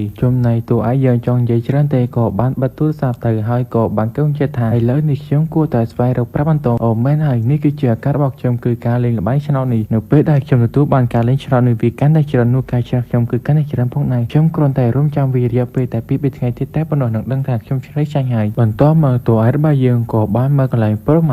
ាប់បាញ់តាទីមផុនអ្នកមកវិញហើយមែនទេអ្នកបាននន់ស្រីស្អាតតែញ៉ាំអាហារប៉ុន្តែខ្ញុំវិញអ្នកឲ្យអង្គុយនៅញ៉ាំមិនតែឯងតួឯងយើងប្រាប់ថាហើយកុំភ័យមើលបន្តមកពួកគេក៏បានមកដល់កន្លែងឃ្លាំងស្តុកទុកអាហារប្រមាប់ក៏បាននិយាយថាហេតុអ្វីបានជាអ្នកចំណាយប្រាក់ច្រើនយ៉ាងនេះតួឯងយើងបានតតវិញថាអ្នកប្រហែលមិនដឹងទេនៅពេលដែលភេទត្រជាមកដល់ច្បាស់ណាអាហារវាគឺជាវត្ថុដែលសំខាន់បំផុតសម្រាប់ជួយមនុស្សព្រោះថាមនុស្សជាច្រើនបានស្លាប់ដោយសារតែការអត់ឃ្លានប្រមាប់បានតតវិញថាបើសម្រាប់ខ្ញុំវិញគឺគិតថាអ្នកប្រហែលឈួតជ្រុះបាត់ហើយអ្វីដែលខ្ញុំមិនសូវជឿគឺនៅពេលដែលអ្នកនិយាយដូចនេះមើលទៅវាពិតជាពិបាកជឿខ្លាំងណាស់តួឯងយើងបានតតវិញថានៅពេលដែលមកដល់រយៈពេលនោះហើយអ្នកនឹងជឿនៅពេលដែលសម្ដីរបស់ខ្ញុំនិយាយស្រាប់តែក៏មានលើសំឡេងគេស្វែងរកតួឯងរបស់យើងក៏បាញ់ថាតើអ្នកគឺជាបងប្អូនរបស់បែវ៉ាន់ហៅមែនទេពួកវាក៏បានតបថាមែនហើយឯងហ៊ានធ្វើបាបគ្នារបស់យើងផងមែនទេមើលទៅឯងស្វែងរកសេចក្តីស្លាប់ហើយប្រមាប់បានប្រាប់ថាបើមិនចាយចេញពីទីនេះទេខ្ញុំច្បាស់ណាស់នឹងខកហៅប៉ូលីសហើយបែរនឹងបានប្រាប់ថានៅពេលដែលប៉ូលីសមកដល់ប្រហែលឯងត្រូវតែបាក់ជើងម្នាក់មួយចំហៀងហើយប៉ុន្តែបែរនឹងវាមើលទៅវាស្គាល់ប្រមាប់របស់យើងព្រោះថាប៉ារបស់ប្រមាប់ក៏មិនមែនជាមនុស្សធម្មតាដែរវាក៏បានប្រាប់ថាខ្ញុំមិនធ្វើបាបអ្នកទេប៉ុន្តែបែកចិននឹងច្បាស់ណាស់មិនអាចគេរត់នោះទេវាប្រឹងតែទៅវាយប្រូជនយើងហើយមិនអីប្រូជនយើងតតឲ្យមកជឿតារាមដំបងឲ្យជប់ដាក់ឲ្យមិនដំបងទៀតក៏បានធ្វើឲ្យកូនចរាពួកនឹងមានការប្រាប់ឲ្យខ្លាំងប្រូជនយើងបានប្រាប់តែអា6អ្នកនឹងថាពួកវាយឆាប់ចូលទាំងអស់មកពួកវាក៏បានហក់ចូលមានអីត្រូវមកស៊ីដំបងទូឲ្យយើងពិតជាលឿនតែមិនអ្នកដំបងម្នាក់មួយដំបងគឺធ្វើពួកគេដេកស្បាយទាំងអស់ចំណែកប្រមាប់វិញមានការប្រាប់ឲ្យខ្លាំងព្រោះថាទូឲ្យប្រូយើងគឺមានតែម្នាក់ឯងនោះទេពិតជាអាចយកឈ្នះមនុស្ស6នាក់បានធ្វើពួកវាមានការប្រាប់ឲ្យខ្លាំងហើយពួកវាក៏បានប្រាប់ថាជប់ធ្វើបាបពួកខ្ញុំទៀតទៅទូឲ្យយើងបានប្រាប់ថាអូបានអញ្ចឹងមែនពួកឯងម្នាក់ត្រូវតែបាញ់អញមួយសែនលក់ដូចនោះហើយពួកវាមានការប្រាប់ឲ្យខ្លាំងប៉ុន្តែយ៉ាងណាក៏ដោយពួកវានៅតែបាញ់ឲ្យទូឲ្យរបស់យើងបន្តមកទូឲ្យរបស់យើងក៏ទទួលប្រាក់បានចំនួន6សែនទូឲ្យរបស់យើងបានគឺកញ្ចក់ថាប្រួយថាខ្ញុំមិនមែនដូចជាមនុស្សពីមុននោះទេនៅពេលដែលទីបញ្ចប់ពិភពលោកមកដល់ច្បាស់ណាស់ថាមនុស្សអាក្រក់រួមជាមួយណាបែវ៉ាន់ហើយច្បាស់ណាស់ពួកគេទៅធ្វើប្រាំមនុស្សស្លូតត្រង់ហើយនៅសម្រាប់មនុស្សជាច្រើនអញ្ចឹងហើយខ្ញុំពិតជាគ្មានភាពមេត្តាចំពោះពួកគេនោះទេទូឲ្យរបស់យើងក៏បាននាំប្រមាប់ទៅកន្លែងមួយហើយបានប្រាប់ថាខ្ញុំនឹងនាំទៅកន្លែងឯងឲ្យរំភើបបន្តិចមកពេលមកដល់កន្លែងហាងបារភ្លាមធ្វើឲ្យប្រមាប់យើងពិតជាមានការសប្បាយជាខ្លាំងតើអ្នកពិតជាឲ្យធ្វើខ្ញុំរំភើបមែនទេនៅពេលដែលមកដល់ទូឲ្យយើងក៏បានសួរទៅនេរីមនេះថាតើលោកពូលីជាអ្នកជួនដល់ទំនិញគាត់ណែណាអ្នកអាចឲ្យខ្ញុំជួបគាត់បានឬទេនាងក៏បានប្រាប់តាមអីទេខ្ញុំខប្រាប់គាត់ឲ្យនៅពេលដែលមកដល់នៅទីនេះមើលទៅវាសម្បូរទៅដោយមនុស្សជាច្រើនចំណែកប្រមាប់យើងពិតជាមានការភ័យខ្លាចជាខ្លាំងតើអ្នកម្ដងខ្ញុំមើលទីនេះគឺដើម្បីធ្វើអ្វីទៅអានេះមែនទេតើអ្នកកំពុងតែកាត់អ្វីលោកពូលីនឹងក៏បាញ់ថាតើអ្នកមែនទេដែលចង់ពិភាក្សាជាមួយជំនួយជាមួយនឹងខ្ញុំទូឲ្យយើងក៏បានប្រាប់ថាមែនហើយនេះក៏ជាលើកទី1ដែលខ្ញុំមកជួញដូរជាមួយទំនិញអ្នកផងដែរគាត់ក៏បានប្រាប់ថាឯណាទំនិញតើអ្នកចង់មកដៃទៅទេមែនទេទូឲ្យយើងបានប្រាប់ថាពួកយើងនឹងហើយគឺជាទំនិញលោកពូលីបានសន្មតិក៏បាញ់ថាស្អីគេតើអ្នកមិននិយាយមកដូចជាគ្មានសមហេតុផលនោះទេថាអ្នកគឺជាទំនិញមែនទេគាត់ក៏បានប្រឹងឲ្យកូនចៅរបស់គាត់មកបាញ់ទូឲ្យរបស់យើងហើយប៉ុន្តែប្រមាប់បានប្រាប់ថាកូនធ្វើដូច្នេះអីប៉ារបស់ខ្ញុំគឺជាអ្នកលក់គ្រឿងសំណង់ណាកុំធ្វើដូច្នេះហើយអាម៉ាប់ក៏បានសួរទៅទូឲ្យយើងថាតើអ្នកកំពុងតែធ្វើអ្វីនៅទីនេះទូឲ្យបានប្រាប់ថាស្រីរៀងរបស់ពួកយើងទាំងអស់គឺខ្លាចជារបស់អ្នកពូលីខ្ញុំបានលើកថាអ្នកអ្វីក៏អ្នកហ៊ានទិញដែរច្បាស់ណាស់ទេតែអ្នកពិតជាមិនហ៊ានទិញស្រីរៀងរបស់ខ្ញុំនោះទេឬក៏វាគ្រាន់តែជាឈ្មោះដ៏ល្បីល្បាញដែលគេចេះតែនិយាយតគ្នាលោកពូលីបានតរវិញថាអ្វីដែលខ្ញុំដែលមិនហ៊ានទិញទៅច្បាស់ណាស់ខ្ញុំពិតជាហ៊ានទិញទាំងអស់ទូឲ្យយើងក៏បានប្រាប់ថាអញ្ចឹងខ្ញុំលក់ស្រីរៀងរបស់ខ្ញុំទាំងអស់គឺ10លានតើអ្នកហ៊ានទិញដែរឬទេពូលីបានប្រាប់ថាមើលទៅវាដូចជាថោកខ្លាំងណាស់ខ្ញុំឲ្យព្រមតែ5លានតែប៉ុណ្ណោះនិយាយលេងទេចូលរឿងរបស់យើងតែម្ដងគឺ5លានមែនដែរទូឲ្យរបស់យើងក៏បានប្រាប់ថាមិនអីទេខ្ញុំព្រមលក់ប៉ុន្តែខ្ញុំសូមសំណើអ្នកទុករយៈពេលខ្ញុំ3ថ្ងៃបានដែរឬទេគាត់ក៏បានតរវិញថាមិនអីទេទោះបីជាអ្នកចង់រត់កិច្ចចាក់ជាពិធីនេះក៏ខ្ញុំមានពិធី1000គឺដើម្បីស្វែងរកអ្នកផងដែរគាត់ក៏បានឲ្យក្រដាសដើម្បីឲ្យទូឲ្យរបស់យើងសញ្ញេប៉ុន្តែទូឲ្យយើងក៏បានប្រាប់ថាមិនក៏មានក្រដាសតែមួយអញ្ចឹងខ្ញុំមកពីអ្នកណាប៉ុន្តែប្រមាប់ក៏បានប្រាប់ថាហូខ្ញុំមិនខ្វះលុយចាយទេខ្ញុំមិនចង់លក់ខ្លួនទេប៉ុន្តែក៏ត្រូវបានបរំអ្នកនិយាយកំភ្លើងភ្ជុំក្បាលហើយអញ្ចឹងហើយអាម៉ាប់យើងក៏បានយល់ព្រមនៅពេលដែលជាមកក្រៅវិញប្រមាប់យើងពិតជាមានការខឹងជាខ្លាំងនេះមែនទេអ្នកនរខ្ញុំមកសវាយកាប់ពិតទៅនាំមកលុះស្រីរឿងតែប៉ុណ្ណោះទូឲ្យបានប្រាប់ថានេះវាគ្រាន់តែជារឿងតូចតាចនោះទេពួកយើងគួរតែទៅកន្លែងផ្សេងប្រមាប់បានប្រាប់ថារឿងតូចតាចយ៉ាងម៉េចណាវាសំខាន់យ៉ាងណាព្រោះថាពិតជាលុះស្រីរឿងខ្ញុំក៏បានឮថាលោកពូលីនឹងគឺជាមនុស្សដែលសាហាវខើហើយក៏ជាក្រុមទំនើងដែលល្បីនៅក្នុងទីក្រុងផងដែរទូឲ្យបានតតវិញថាមិនហើយគាត់គឺជាមនុស្សដែលអាក្រក់សាហាវខ្លាំងណាស់ហើយគាត់ក៏បានសម្លាប់មនុស្សជាច្រើន ជាមួយនឹងការយកសេរីរឿងជាផ្សេងជាច្រើនយកមកលក់ផងដែរប៉ុន្តែនៅសល់តែរយៈពេល3ថ្ងៃទៀតតែប៉ុណ្ណោះច្បាស់ណាគាត់អាចជាស្លាប់ប្រមារបស់យើងបាននិយាយជាមួយនឹងប្រូជឿនថាអ្នកពិតជាចង់ដោះស្រាយជាមួយគាត់មែនទេវាមិនមែនជារឿងធម្មតានោះទេបើសិនជាមួយអាប៉ែវាំងហៅពិតជាអាចដោះស្រាយបានប៉ុន្តែគាត់គឺជាមនុស្សដែលញាក់ខ្លាំងនៅក្នុងទីក្រុងនេះណាតួឯងយើងក៏បានប្រាប់ថាកុំនិយាយពីរឿងនេះបន្តឲ្យខ្ញុំនឹងធ្វើឲ្យបញ្ចាំពីការបញ្ចប់នៃពិភពលោកតាទៅជាមួយខ្ញុំហើយតួឯងរបស់យើងក៏បានគិតថានៅពេលដែលទីបញ្ចាំមកដល់គឺផ្ទះវីឡានេះគឺជាកន្លែងមានក្រុមហ៊ុនរ៉ៃតិចតួចបំផុតបន្ទាប់មកក៏បង្ហាញនៅផ្ទះវីឡាមួយតួឯងរបស់យើងគឺចង់ជួលនៅទីនេះប៉ុន្តែគេមិនចង់ឲ្យជួលនោះទេព្រោះថាម្ចាស់ផ្ទះនេះគឺពិតជាមិនចង់ទេតួឯងយើងឲ្យតម្លៃគុណនឹង2នៅតែមិនព្រមគុណនឹង5ទៀតនៅតែមិនព្រមនៅពេលដែលតួឯងយើងឲ្យគុណនឹង10នាងក៏បាញ់ថាមិនអីទេខ្ញុំនឹងចាប់ចែងរឿងនេះឲ្យអ្នកវាគឺជាការងាយស្រួលទីបំផុតហើយខ្ញុំក៏ធ្លាប់ស្លាប់នៅទីនេះបន្ទាប់មកខ្ញុំគួរតែចាប់ផ្ដើមនៅទីនេះផងដែរពួកគេកំពុងតែនិយាយគ្នាសោកសៅតែកញ្ញាស៊ឺឌីជាមួយនឹងម្ដាយរបស់នាងក៏បានដើរមើលទីនេះផងដែរចំណែកព្រមមកមានការឆ្ងល់ជាខ្លាំងហើយអ្វីបានពួកគេមើលទីនេះតួឯងយើងបានប្រាប់ថាគឺដោយសារតែប៉ែសាំងហ្វេងវាមានផ្ទះវីឡានៅម្ដុំនេះផងដែរចំណែកកញ្ញាស៊ឺឌីក៏បាននិយាយថាហើយអ្វីបានជាអ្នកនៅទីនេះរឿងលើកមុនខ្ញុំក៏មិនទាន់បាននិយាយផងដែរហើយអ្វីបានជាអ្នកនៅតែមកទីនេះទៀតចំណែកម្ដាយរបស់កញ្ញាស៊ឺឌីក៏បានថាគឺជាក្មេងក្រោយក្រម្នាក់នេះមែនទេដែលចង់តែតឹងជាមួយកូនស្រីរបស់ខ្ញុំមើលទៅឯងពិតជាក្រីក្រណាស់កុំមកចង់ប៉ះពីឬក៏ប៉ះពាល់កូនស្រីខ្ញុំមកសោះចាក់ចេញឲ្យឆ្ងាយទៅតួឯងរបស់យើងបានប្រាប់ថាអ្នកគ្រាន់តែជាមនុស្សទាំងពីរអ្នកគឺមនុស្សដែលឆោតល្ងងតែប៉ុណ្ណោះគាត់ក៏បានតតវិញថាជុំម៉ែហ៊ានជាចាស់មកផងទេហើយស្អីគេត្រឹមតែជាសិស្សវិទ្យាល័យតែប៉ុណ្ណោះហើយចាំបាច់ប្រឹងសាលាឲ្យដកចេញបន្ទាប់មកហៅប៉ូលីសឲ្យចាប់ឲ្យដាក់គុកតែម្ដងតួឯងយើងបានតតវិញថាបើគួរតែដល់ចាប់អ្នកទៅបហាជីវិតបានល្អជាងខ្ញុំគ្រាន់តែមើលទៅនេះគឺដើម្បីព្យួរផ្ទះវីឡាតែប៉ុណ្ណោះប៉ុន្តែអ្នកអើយបានមកនិយាយប្រៀបដាស់តែដូចមនុស្ស3ឆ្នាំកញ្ញាស៊ឺឌីបានប្រាប់ថាស្អីគេសមត្ថភាពរបស់អ្នកពិតជាមានលុយជួលផ្ទះវីឡានៅទីនេះផងដែរមែនទេខ្ញុំប្រាប់អ្នកទៅចុះក្នុងការជួលផ្ទះវីឡានេះគឺមួយខែត្រូវតែចំណាយ20000ណាតើអ្នកមានលទ្ធភាពដែរទេអ្នកគ្រាន់តែជាមនុស្សក្រីក្រតែប៉ុណ្ណោះអញ្ចឹងហើយសូមចាក់ចេញពីទីនេះទៅប៉ុន្តែអ្នកលក់ផ្ទះវីឡានៅទីនេះបានប្រាប់ថាប៉ុន្តែគាត់ត្រូវបានជួលផ្ទះមួយខែគឺបង់25000ណាកញ្ញាម្នាក់ក៏បាញ់ថាប៉ុន្តែអ្នកណាក៏ដោយវានៅតែកាក់លុយសម្រាប់បងហ្វេនរបស់ខ្ញុំតែប៉ុណ្ណោះបន្ទាប់មកពួកគេទាំងពីរអ្នកនេះក៏បានដល់ចេញប៉ុន្តែនាងក៏បានលើសម្លេងអ្នកនៅទីនោះបាញ់ថានេះគឺជាផ្ទះដែលអ្នកបានជួលហើយអ្នកត្រូវតែបង់វាចំនួន10ដងនៅក្នុងមួយខែគឺអ្នកត្រូវតែចំណាយ250,000គ្រាន់តែលើកដូចនោះហើយពីរអ្នកនេះមានការចាប់ឲ្យជាខ្លាំងថាគេពិតជាមានលុយដល់យ៉ាងនេះផងមែនទេប៉ុន្តែគេគ្រាន់តែជាមនុស្សក្រីក្រតែប៉ុណ្ណោះដែលបាននាងបាននិយាយថាអាចទេថាក្មេងប្រុសអ្នកនេះគឺជាអ្នកមានចំនួនទី2ប៉ុន្តែកញ្ញាស៊ឺឌីបានប្រាប់តែប៉ុន្តែតាមខ្ញុំសើបអង្កេតមើលទៅគេគឺជាមនុស្សដែលគ្មានពុំដែរទេតែគេពិតជាអាចខ្លាចទីជាអ្នកមានចំនួនទី2ទៅដោយរបៀបណាចាំមើលខ្ញុំសួរអ្នកផ្សេងទៀតអំពីរឿងនេះចំណែកតួឯងរបស់យើងដើរបណ្ដានិយាយជាមួយខាន់យូយើងថាខ្ញុំបានចងចាំថាពលរបស់អ្នកក៏មានក្រុមហ៊ុននៅក្នុងស្រុកដ៏ធំមួយផងដែរតែអ្នកអាចតាក់ទងជាមួយក្រុមហ៊ុនមួយដើម្បីឲ្យពួកគេមកជួសជុលផ្ទះវីឡារបស់ខ្ញុំបានដែរឬទេអញ្ចឹងហើយខ្ញុំពិតជាប្រញាប់ខ្លាំងណាស់ឯងឆាប់ឲ្យគាត់ណាត់ជួបជាមួយខ្ញុំមើលប្រមាថរបស់យើងគឺដោយសារតែជាមិត្តល្អរបស់ប្រូចិនយើងផងក៏បានយល់ព្រមហើយគាត់ក៏បានណាត់រួចហើយក៏បានប្រាប់ទៅប្រូចិនថាឥឡូវយើងពួកយើងគួរតែឆាប់ទៅជួបគាត់ព្រមទៅហើយគាត់មានឈ្មោះថាលោកធានហុងហើយគាត់ក៏បានបដិសេធចំពោះការណាត់ជួបជាច្រើនគឺដើម្បីជួបតែអ្នកម្នាក់គាត់ចំណែករឿងយើងបន្ទាប់បង្ហាញពីកន្លែងតុបតែងផ្ទះនឹងហើយក៏បង្ហាញពីកញ្ញាស៊ឺឌីបាននិយាយជាមួយនឹងម្ដាយរបស់នាងនិយាយខ្លះទេហើយនាងក៏លេចទៅក៏បានឃើញជាមួយនឹងប្រូចិនរបស់យើងហើយនាងក៏បានថាការពិតទៅអ្នកក៏បានមើលទៅនេះផងដែរមែនទេឬមួយក៏អ្នកចង់ស្វែងរកខ្ញុំដើម្បីឲ្យខ្ញុំទៅតាមស្រឡាញ់អ្នកវិញមើលទៅវាពិតជាគ្មានសង្ឃឹមនោះទេចំណែកតួឯងយើងបានគិតថាមើលទៅនារី2អ្នកនេះប្រហែល3ឆ្នាំទាំងពីរហើយប្រមាប់បានតតវិញថាពួកយើងមើលទៅនេះគឺដើម្បីតុបតែងផ្ទះផងដែរមិនមែនដើម្បីស្វែងរកនាងនោះទេកុំចេះតែគិតតែឯងច្រើនពេកប៉ុន្តែកញ្ញាស៊ឺឌីបាននិយាយបន្តទៀតថាស្អីគេបើមានត្រឹមលទ្ធភាពត្រឹមតែជួលផ្ទះប៉ុណ្ណោះមិនក៏ហ៊ានមកយកលុយមកតុបតែងផ្ទះផងមែនទេពិតជាចេះតែគិតផ្ដេសផ្ដាស់មែនពួកអពភ្លីបភ្លើចំណែកពីអ្នកនេះវិញគ្រាន់តែឃើញគេមើលនិយាយជាមួយនឹងប្រូចិនយើងភ្លាមពួកគេមានការប្រាប់អើជាខ្លាំងថាគេពិតជាមានលុយតុបតែងផ្ទះរបស់ពួកគេមែនទេប៉ុន្តែកញ្ញាស៊ឺឌីបាននិយាយថាគេគ្រាន់តែសម្ដែងនៅមុខពួកយើងតែប៉ុណ្ណោះស្រាប់តែកញ្ញាម្នាក់នេះបានទៅនិយាយជាមួយលោកធានហុងថាអ្នកក៏មើលទៅនេះផងដែរមែនទេគាត់ក៏បានតតវិញថាខ្ញុំគ្រាន់តែមើលគឺដើម្បីការណាត់ជួបតែប៉ុណ្ណោះនាងក៏បានប្រាប់ថាគឺនៅទីនេះប៉ុន្តែម្ដាយរបស់កញ្ញាស៊ឺឌីបានគិតថាមើលទៅគាត់គឺមើលទៅនេះគឺដើម្បីជួបពួកគេហើយពេលនោះនាងក៏បានដើរទៅនិយាយជាមួយនឹងលោកធានហុងថាគឺខ្ញុំមើលទៅនេះហើយបន្ទាប់មកលោកធានហុងបានសួរថាគឺអ្នកមានឈ្មោះថាប្រូចិននឹងមែនទេប៉ុន្តែនាងបានតតវិញថាអត់ទេខ្ញុំមានឈ្មោះថាស៊ឺឌីប៉ុន្តែគាត់បាន តរវិញថាអូបើមិនចឹងទេគឺមិនមែនជាការណាត់ជួបរបស់ខ្ញុំនោះទេប៉ុន្តែប្រូចិនបានប្រាប់ថាគឺខ្ញុំនៅទីនេះចំណែកកញ្ញា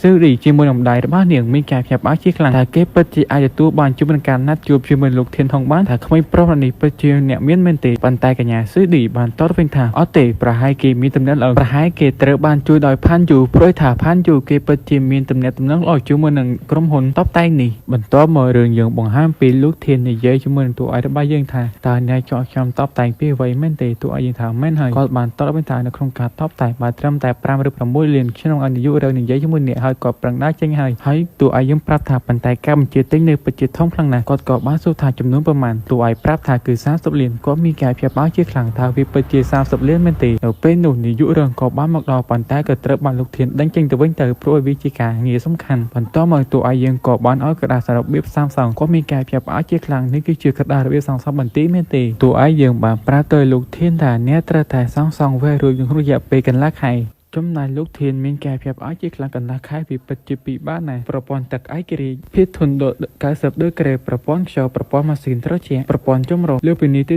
តបន្ទាយដៃថែម20សង់ទីម៉ែត្រនេះគឺជាបន្ទាយសង្គ្រាមបាត់ទៅហើយរត់ក្រក៏មិនអាចទម្លុះបានផងដែរថានេះមែនទេដែលអ្នកចង់ឲ្យខ្ញុំជាមួយនឹងការសាងសង់នៅផ្ទះបែបនេះតែអ្នកគិតថាទីបញ្ចប់ពិភពលោកមកដល់មែនទេទោះឲ្យយើងបានប្រាប់ថាមើលទៅវាពិតជាត្រឹមត្រូវហើយប៉ុន្តែថ្ងៃនេះខ្ញុំនឹងបងឲ្យអ្នក20លានជាមុននៅពេលដែល3ថ្ងៃបន្តច្បាស់ណាស់ខ្ញុំនឹងឲ្យលុយអ្នកទាំងអស់តែម្ដងលោកធានហុងពិតជាសប្បាយចិត្តជាខ្លាំងបានប្រាប់ថាមិនអីទេខ្ញុំនឹងធ្វើឲ្យកូនចៅរបស់ខ្ញុំធ្វើការ24ម៉ោងទាំងយប់ទាំងថ្ងៃនិងសម្រេចវាដែលអ្នកចង់បានបន្ទាប់មកប្រមាប់របស់យើងបាននិយាយជាមួយនឹងតួឯករបស់យើងថានេះគឺជាការរៀបចំរបស់អ្នកមែនទេវាត្រូវចំណាយអស់45លានណាតើអ្នកឈួតហើយមែនទេតួឯកយើងបានប្រាប់ថាដំបងលុយវាជារបស់មានតម្លៃបន្ទាប់មកវានឹងគ្មានតម្លៃហើយឯងកុំបារម្ភពេកប៉ុន្តែប្រមាប់បានតតវិញថាសំខាន់ជាងគេគឺលុយតើពួកយើងត្រូវបានមកពីណាបើបូកជាមួយខ្ញុំឯងត្រូវគេលក់ទៀតគឺយើងបានត្រឹមតែ10លានតែប៉ុណ្ណោះចុះ20លានទៀតតើត្រូវបានមកពីណាវិញតួឯកយើងបានប្រាប់ហើយកំភៃប្រមាប់បានតបទៅវិញថាអ្វីដែលអ្នកនិយាយថាគឺទីបញ្ចប់នៃពិភពលោកបើសិនជាវិជាការប៉ុណ្ណឹងទេបើសិនវិជាមិនដូចនោះទេប្រហែលពួកយើងណែនឹងតែងាប់បាត់ហើយបន្តមករឿងរបស់យើងបង្ហាញនៅពេលដែលពួកគេដើរមកដល់ទីនេះក៏បានជួបជាមួយនឹងកញ្ញាស៊ឺឌីក៏បែកថាអូអ្នកត្រឡប់មកវិញហើយមែនទេតែអ្នកបានចំណាយប្រាក់អស់ប្រមាណតែតួឯកយើងបានតបវិញថាហើយបើខ្ញុំត្រូវនិយាយប្រាប់អ្នកវិញប៉ុន្តែពួកគេបានតបវិញថាអូតាអ្នកដឹងទេថាខ្ញុំគឺត្រូវចំណាយអស់1លានណាប៉ុន្តែប្រមាប់បានតបវិញថាស្អីគេ1លានសោះមែនទេប៉ុន្តែប្រូជនជុំវិញគឺចំណាយអស់45លានណាពួកគេលើដូច្នោះហើយមានការសោកជាខ្លាំងស្អីគេចេះតែនិយាយលេងសើចមែនទេប្រសិនបើនិយាយថា5សែនខ្ញុំជាអាចជឿខ្លះបើនិយាយដល់45លានមើលទៅវាជាការបោកប្រាស់តែប៉ុណ្ណោះម្ដាយរបស់កញ្ញាស៊ឺឌីបាននិយាយថាមើលទៅក្មេងៗសម័យឥឡូវវាពិតជាពូកែអ៊ូតអាងខ្លាំងណាស់ទោះឲ្យយើងបានតតវិញថាប្រសិនបើខ្ញុំចំណាយអស់45លានមែនអ្នកត្រូវតែហៅខ្ញុំថាជឿពុកណាប៉ុន្តែកញ្ញាស៊ឺឌីបានតតវិញថាស្អីគេខ្ញុំបានឮថាអ្នកក៏បានលក់ផ្ទះរបស់អ្នកហើយទទួលបានតែ3លានតែប៉ុណ្ណោះតើអ្នកមានលុយ45លានមកពីណាស្រាប់តែនារីម្នាក់បានយកក្រដាសឲ្យទៅតួឯករបស់យើងដើម្បីចុះអត្ថលេខាសញ្ញាអំពីកិច្ចប្រឹងប្រែងនេះប៉ុន្តែម្ដាយរបស់កញ្ញាស៊ឺឌីក៏បានយកមកមើលថាតើវាជាការពិតឬអត់នៅពេលដែលនាងមើលភ្លាមនាងមានការភ្ញាក់ផ្អើលជាខ្លាំងតើវាពិតជា45លានមែនទេតើក្រដាសនេះអាចទេថាវាគ្រាន់តែជាក្រដាសខ្លាំងៗប៉ុន្តែកញ្ញាម្នាក់អីគេនោះក៏បានតរវិញថាតើវាអាចទៅជាក្រដាសខ្លាំងៗដល់របៀបណាព្រោះថានេះគឺជាក្រដាសចេញដល់ពីដៃរបស់លោកធានថងដោយផ្ទាល់ណាអ្នកកុំចេះតែនិយាយប្រេះផ្ដាប្រយ័ត្នត្រូវបានគេដាក់ទោសតាមច្បាប់ស្រាប់តែអ្នកមីងនឹងក៏បានទៅនិយាយជាមួយនឹងតួឯករបស់យើងហើយនាងក៏បាននិយាយឌៀមដាមហើយក៏បានជួយប្រមាថតួឯកយើងផងដែរដោយសារតែខឹងពេកផ្ទះមកកំភ្លៀងតែម្ដងហើយក៏បានដើរចេញទៅប៉ុន្តែកញ្ញាស៊ឺឌីក៏បាននិយាយថាម្ដេចក៏អ្នកហ៊ានវាយម្ដាយរបស់ខ្ញុំចាំមើលទៅខ្ញុំពិតជាមិនអត់ឱនទោសឲ្យអ្នកនោះទេនៅពេលយំមកដល់ប្រមាប់បានសួរទៅតួឯកយើងថាហេតុអ្វីបានជាអ្នកនងខ្ញុំមើលទៅនេះម្ដងទៀតហើយតួឯកបានប្រាប់ថាខ្ញុំនឹងឲ្យឯងដឹងពីការពិតនៃទីបញ្ចប់ពិភពលោកមកដល់បន្តមកពួកគេក៏បានឡើងមកដល់ខាងលើផ្ទះស្រាប់តែប្រមាប់បាននិយាយទៅកាន់តួឯករបស់យើងថាខ្ញុំឈើនៅទីនេះត្រជាក់ចង់ស្លាប់បាត់ទៅហើយអ្វីខែក្តៅសមមិនក៏ត្រជាក់ខ្លាំងយ៉ាងនេះតើយើងចង់នៅអង្គុយទីនេះប្រហែលម៉ោងទៀតពួកយើងគួរតែត្រឡប់ទៅវិញឆាប់គេងទៅប៉ុន្តែតួឯកបានប្រាប់ថាវាឈានមកដល់ហើយនៅពេលកលែងទៅលើមេក៏បានឃើញឯផ្កាយប្រមាប់បានប្រាប់ថាមានរឿងអ្វីមែនទេវាគ្រាន់តែជាឯផ្កាយតែប៉ុណ្ណោះតួឯកយើងប្រាប់ថា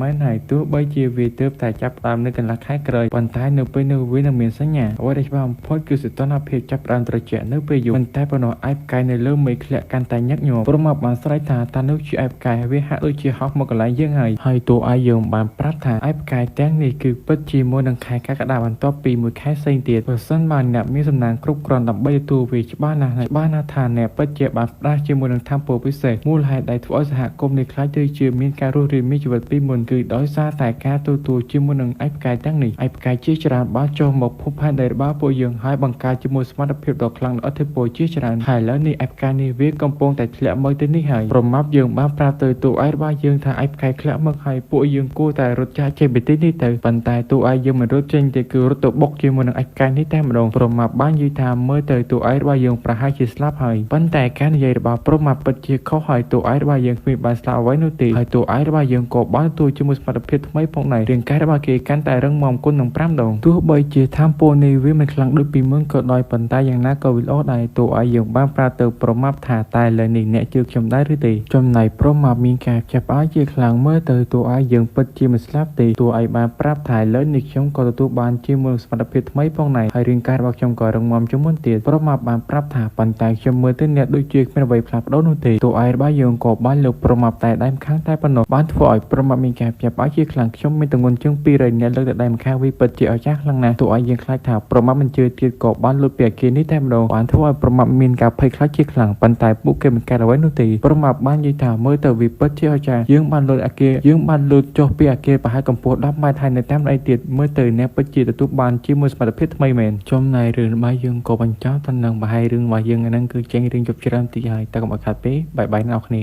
ាសួស្តីអ្នកនរគ្នាបងមកជួបខ្ញុំទៀតហើយខ្ញុំបាទស្មីមកសម្ដែងរឿងក្រុមហន្តរាយតកកុំឲ្យខាត់ពេកចូលរឿងរបស់យើងតែម្ដងទៅពេលទី7ចំណែករឿងយើងក៏បង្ហាញពីម្ដាយរបស់កញ្ញាស៊ូឌីបាននិយាយជាមួយនាងថាតើអ្នកកំពុងតែមើលអ្វីកញ្ញាស៊ូឌីបានតល់វិញថាខ្ញុំបានមើលឯកផ្កាយដែលវាធ្លាក់ទៅកាន់ផ្ទះរបស់អាប៉ែចិននឹងហើយដែលបាននាងបានតល់វិញថាប្រសិនបើឯកផ្កាយនោះធ្លាក់មិនធ្លាក់ចំឲ្យងាប់មកតាប៉ែនឹងប៉ុន្តែនាងបានតល់វិញថាម៉ាក់កុំអារម្មណ៍នៅពេលដែលស៊ីហ្វេងត្រឡប់មកវិញខ្ញុំនឹងប្រឹងពីរឿងនេះឲ្យគាត់ចាប់ការប៉ែនឹងតែម្ដងមិនទាន់បាននិយាយផុតពីមាត់ផងអាប៉ែហ្វេងដែរមកប៉ុន្តែវាបានមើលមុខចំពោះម្ដាយរបស់កញ្ញាស៊ូឌីនោះទេមកដល់ផ្ទះនេះម្ដាយហើយនិយាយថាឥឡូវចាប់ទងុយទឹកមើលដល់មកវើយហើយវាអត់ខ្វល់ធ្វើម្ដាយគេនឹងទេអាប៉ែនឹងឈួតញយម៉ែគេហ្នឹងចាប់អារម្មណ៍ទៀតហើយវាក៏បានសួរថាហើយរវៃអ្នកនៅទីនេះឆាប់ចេញទៅប៉ុន្តែកញ្ញាស៊ូឌីបានប្រាប់ថាតើអ្នកដឹងទេថាអាប៉ែចិនក៏វាមកជួបផ្ទះវីឡានៅទីនេះផងដែរគ្រាន់តែលឺដូច្នោះហើយស៊ីហ្វេមានការចាប់ផ្អើលជាខ្លាំងតើវាពិតជាហ៊ានមកទីនេះមែនទេម្ដាយរបស់កញ្ញាស៊ូឌីបានប្រាប់ថាមែនហើយមើលទៅវាចង់ជួបផ្ទះវីឡានៅទីនេះគឺដើម្បីញ៉ាយកញ្ញាស៊ូឌីវិញហើយព្រោះវាថាចង់បាននាងត្រឡប់ទៅវិញគ្រាន់តែលឺដូច្នោះវាមានការខឹងជាខ្លាំង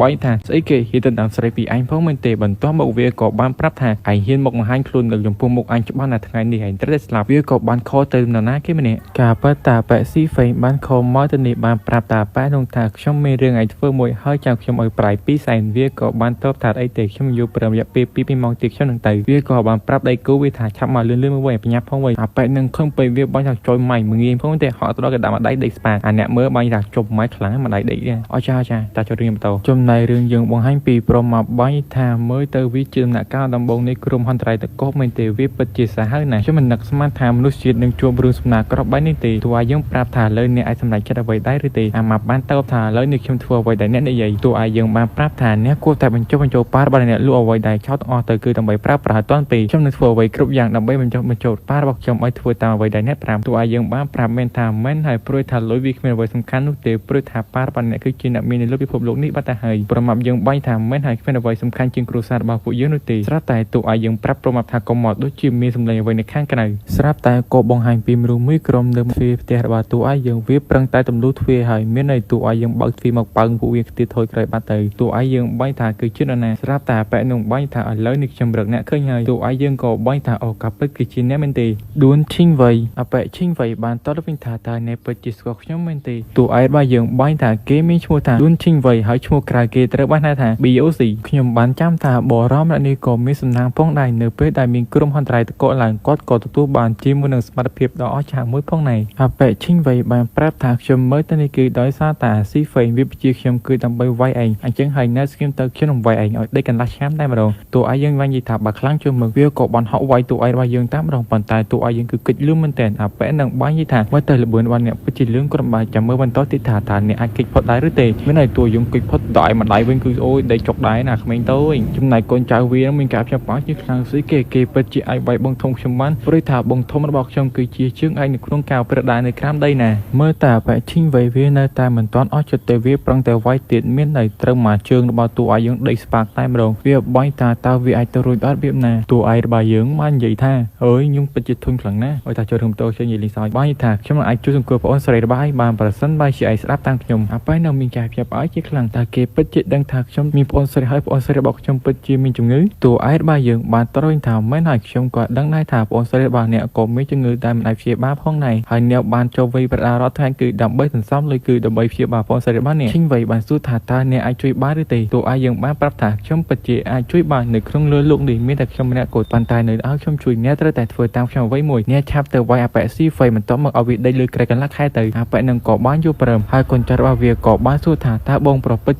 ជឿគេម្នាក់នោះមែនទេប្រូឈិញវ័យបានតបវិញថាមែនហើយខ្ញុំពិតជាជឿព្រោះថាសម្ដីរបស់គាត់ធ្វើខ្ញុំជឿជាក់ខ្លាំងណាស់ចំណែករឿងយើងបង្ហាញពីអាប៉ែស៊ីហ្វៃជាមួយនឹងកញ្ញាឌីរបស់យើងប្រឹងតែចាប់ដើមប្រតិបត្តិការហើយក៏មានសម្លេងគេគួរទ្វារម្ដាយរបស់កញ្ញាឌីយើងបើកទ្វារទៅស្រាប់តែបង្ហាញពីឈិនហ្វៃរបស់យើងមកដល់ហើយក៏បានចូលទៅក្នុងផ្ទះនោះយកតែម្ដងអាប៉ែស៊ីហ្វៃបាយថាអូទីបំផុតអ្នកមកហើយមែនទេតើអ្នកពិតជាបានចាប់ការប៉ែចិននឹងរួចហើយមែនទេនេះជាលុយខ្ញុំឲ្យអ្នកប៉ុន្តែមានអីឈិនហ្វៃយើងក៏បានប្រើឈិនហ្វៃយើងក៏បានវាយវាម្ដាយបន្ទាប់មកក៏បានឲ្យកូនចៅរបស់ខ្លួនចាប់ការតែបងគឺកូនចៅឲ្យធាក់យកទាត់យកផ្លោះវាយកាត់ទាត់គឺលុយមែនគឺលុយមែនទេអាប៉ែនឹងបានសួរថាហេតុអ្វីបានជាអ្នកវាយខ្ញុំតែអាប៉ែនឹងវាឲ្យលុយអ្នកប៉ុន្មានបន្ទាប់មកប្រូឈិនហ្វៃបានប្រើឲ្យកូនចៅខ្លួនឈប់អាប៉ែនឹងនៅតែនិយាយលុយទៀតបន្ទាប់មកស្រាប់តែប្រូឈិនហ្វៃយើងមិនអត់ទុកបានទេឲ្យកូនចៅរបស់ខ្លួនចាប់ការប៉ែនឹងទៅវាយខ្លាញ់ហ្នឹងអាប៉ែស៊ីហ្វៃបានប្រាប់ថាខ្ញុំមានលុយតែ10លានតែប៉ុណ្ណោះលុយផ្សេងគេតម្រូវការគឺត្រូវអនុញ្ញាតអំពីវូឡុងប្រូឈិនហ្វៃបានប្រាប់ថាបាញ់ចឹង10លានហ្នឹងបាញ់លានលឿនមកវិញចំណែករឿងយើងបង្ហាញពីប្រមាបានប្រាប់ទៅកាន់តួឯងយើងថានៅក្នុងក្រុមគ្រូរបស់ពួកយើងបានប្រាប់ថាថ្ងៃស្អែកគួរតែទៅកន្លែងហ្វឹកហាត់នៅខាងក្រៅតួឯងយើងសួរថានៅខាងណាប្រមាបានប្រាប់ថានៅចិត្តក្រុងថ្មីនៅខាងជើងស្រាប់តែមានទូរស័ព្ទខលមកតួឯងយើងបានប្រាប់ថាឥឡូវនេះមានលុយ10លានបាញ់ទៅអ្នកតែអ្នកឃើញដែរឬទេតួឯងយើងបានតបវិញថាឈិងហ្វេងឥឡូវខ្ញុំបានឃើញហើយបន្ទាប់មកតួឯងរបស់យើងបានទៅកន្លែងលេងឆ្នោតបានប្រាប់ថានេះជាឱកាសរបស់ខ្ញុំហើយប៉ុន្តែពេលលេងទៅគឺចាក់គ្មានត្រូវអីទ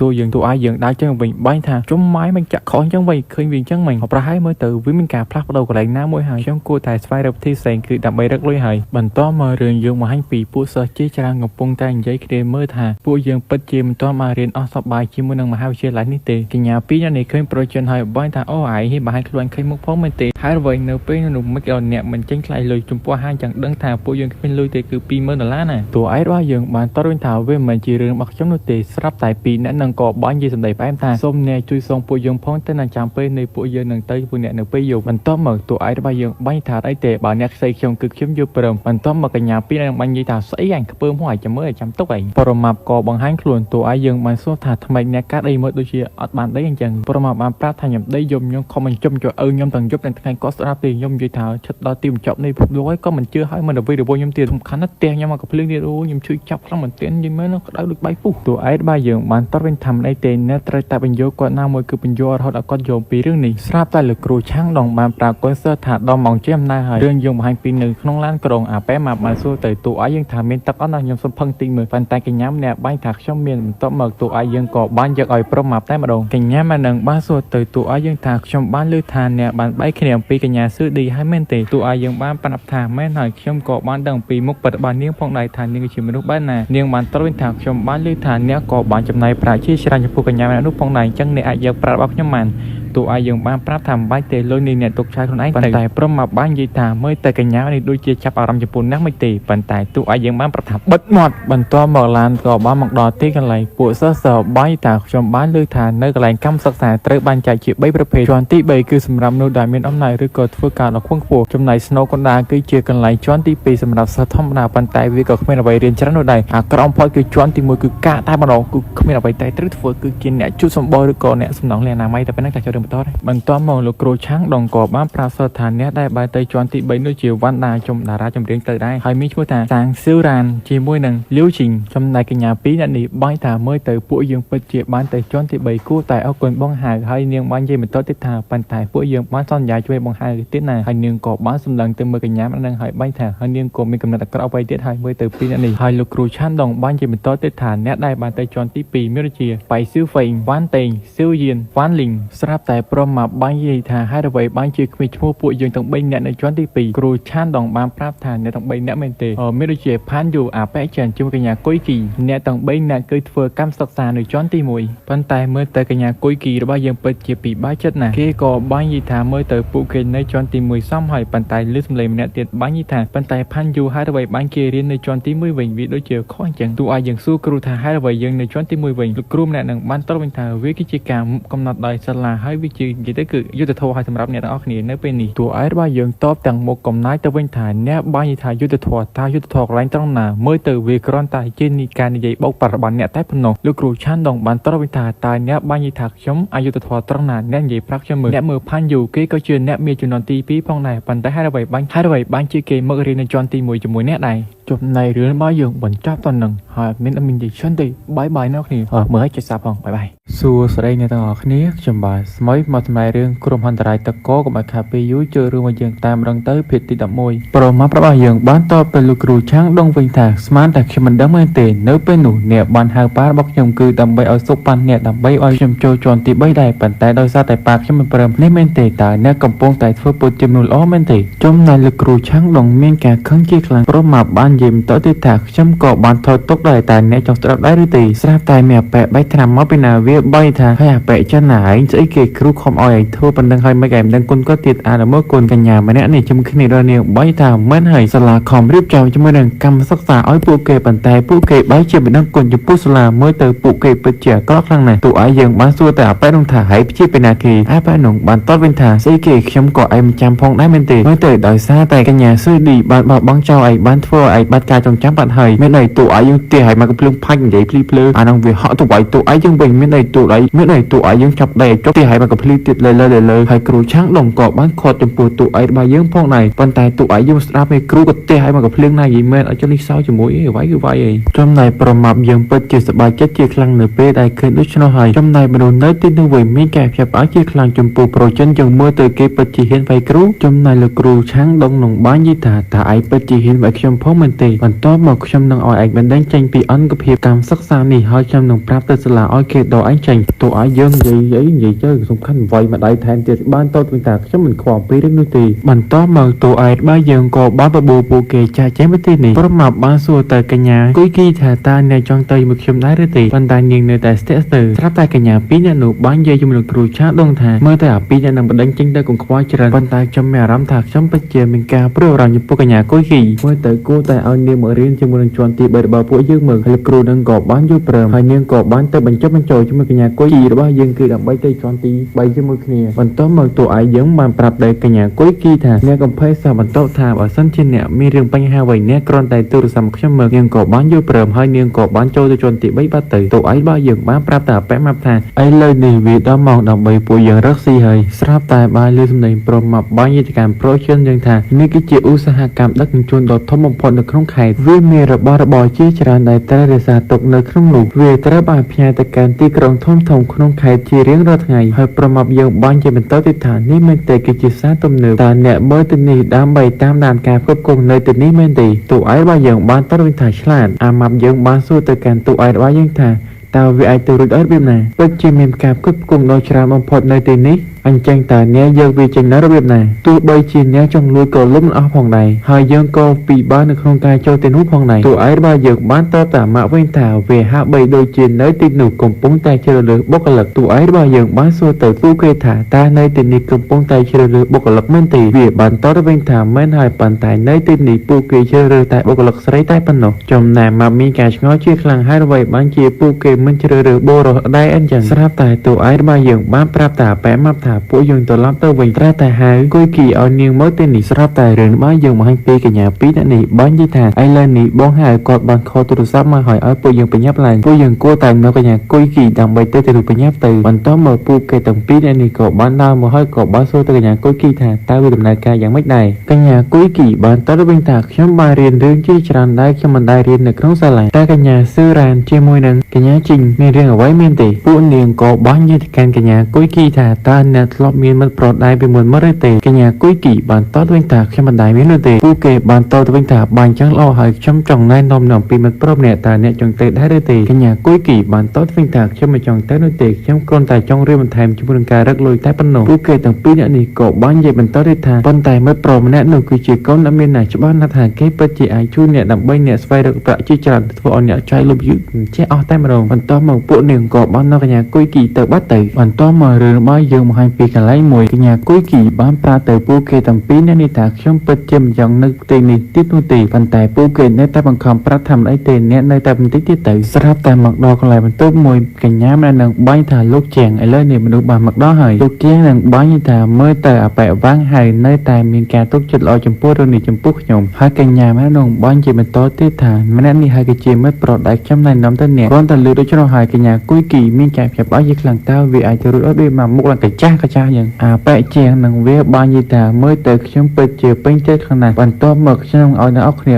$30,000កញ្ញាទាំងពីរនាក់នឹងក៏បានអរគុណអាបែជាងនឹងហើយក៏បាននិយាយទៅកាន់កញ្ញាគួយគីថាបន្ទាប់មកសូមអ្នកសួរសប្បាយនៅជាមួយពួកគេដល់យឺតណាកញ្ញាគួយគីរបស់យើងប្រាប់ឲ្យពួកគេរំចាំបន្តិចប៉ុន្តែម្លេះពួកគេក៏បានបិទទ្វារបាត់ទៅអាបែជាងនឹងវាបាញ់ថាបន្ទាប់មកណែបំរើខ្ញុំឲ្យល្អមកហើយខ្ញុំឲ្យលុយអ្នកច្រើនប៉ុន្តែកញ្ញាគួយគីបាញ់ថាខ្ញុំមិនចង់ធ្វើរឿងនេះទេអ្នកគិតខុសហើយខ្ញុំមិនជាមនុស្សបែបនេះទេសូមដល់លេខខ្ញុំទៅអាបែនឹងបានតតវិញថាគ្មានមនុស្សស្រីណាដែលចូលនៅក្នុងមាត់របស់ខ្ញុំហើយគឺមិនអាចចេញវិញបានទេមានតែការភ័យខ្លាចតែប៉ុណ្ណោះបន្ទាប់មកនាងក៏បានគំរាមថាបែជាងនឹងថាបើសិនតែអ្នកមើលទៅនេះម្ដងទៀតខ្ញុំច្បាស់ណាស់នឹងខកហៅប៉ូលីសអាបែជាងបានតតវិញថាតើវាគ្មានឱកាសទៀតទេដើម្បីហៅប៉ូលីសហើយវាក៏បានវាយទូរស័ព្ទនឹងចេញពីដៃកញ្ញាគួយគីបាត់ទៅទូរស័ព្ទនោះក៏បានខលទៅកាន់តួឯករបស់យ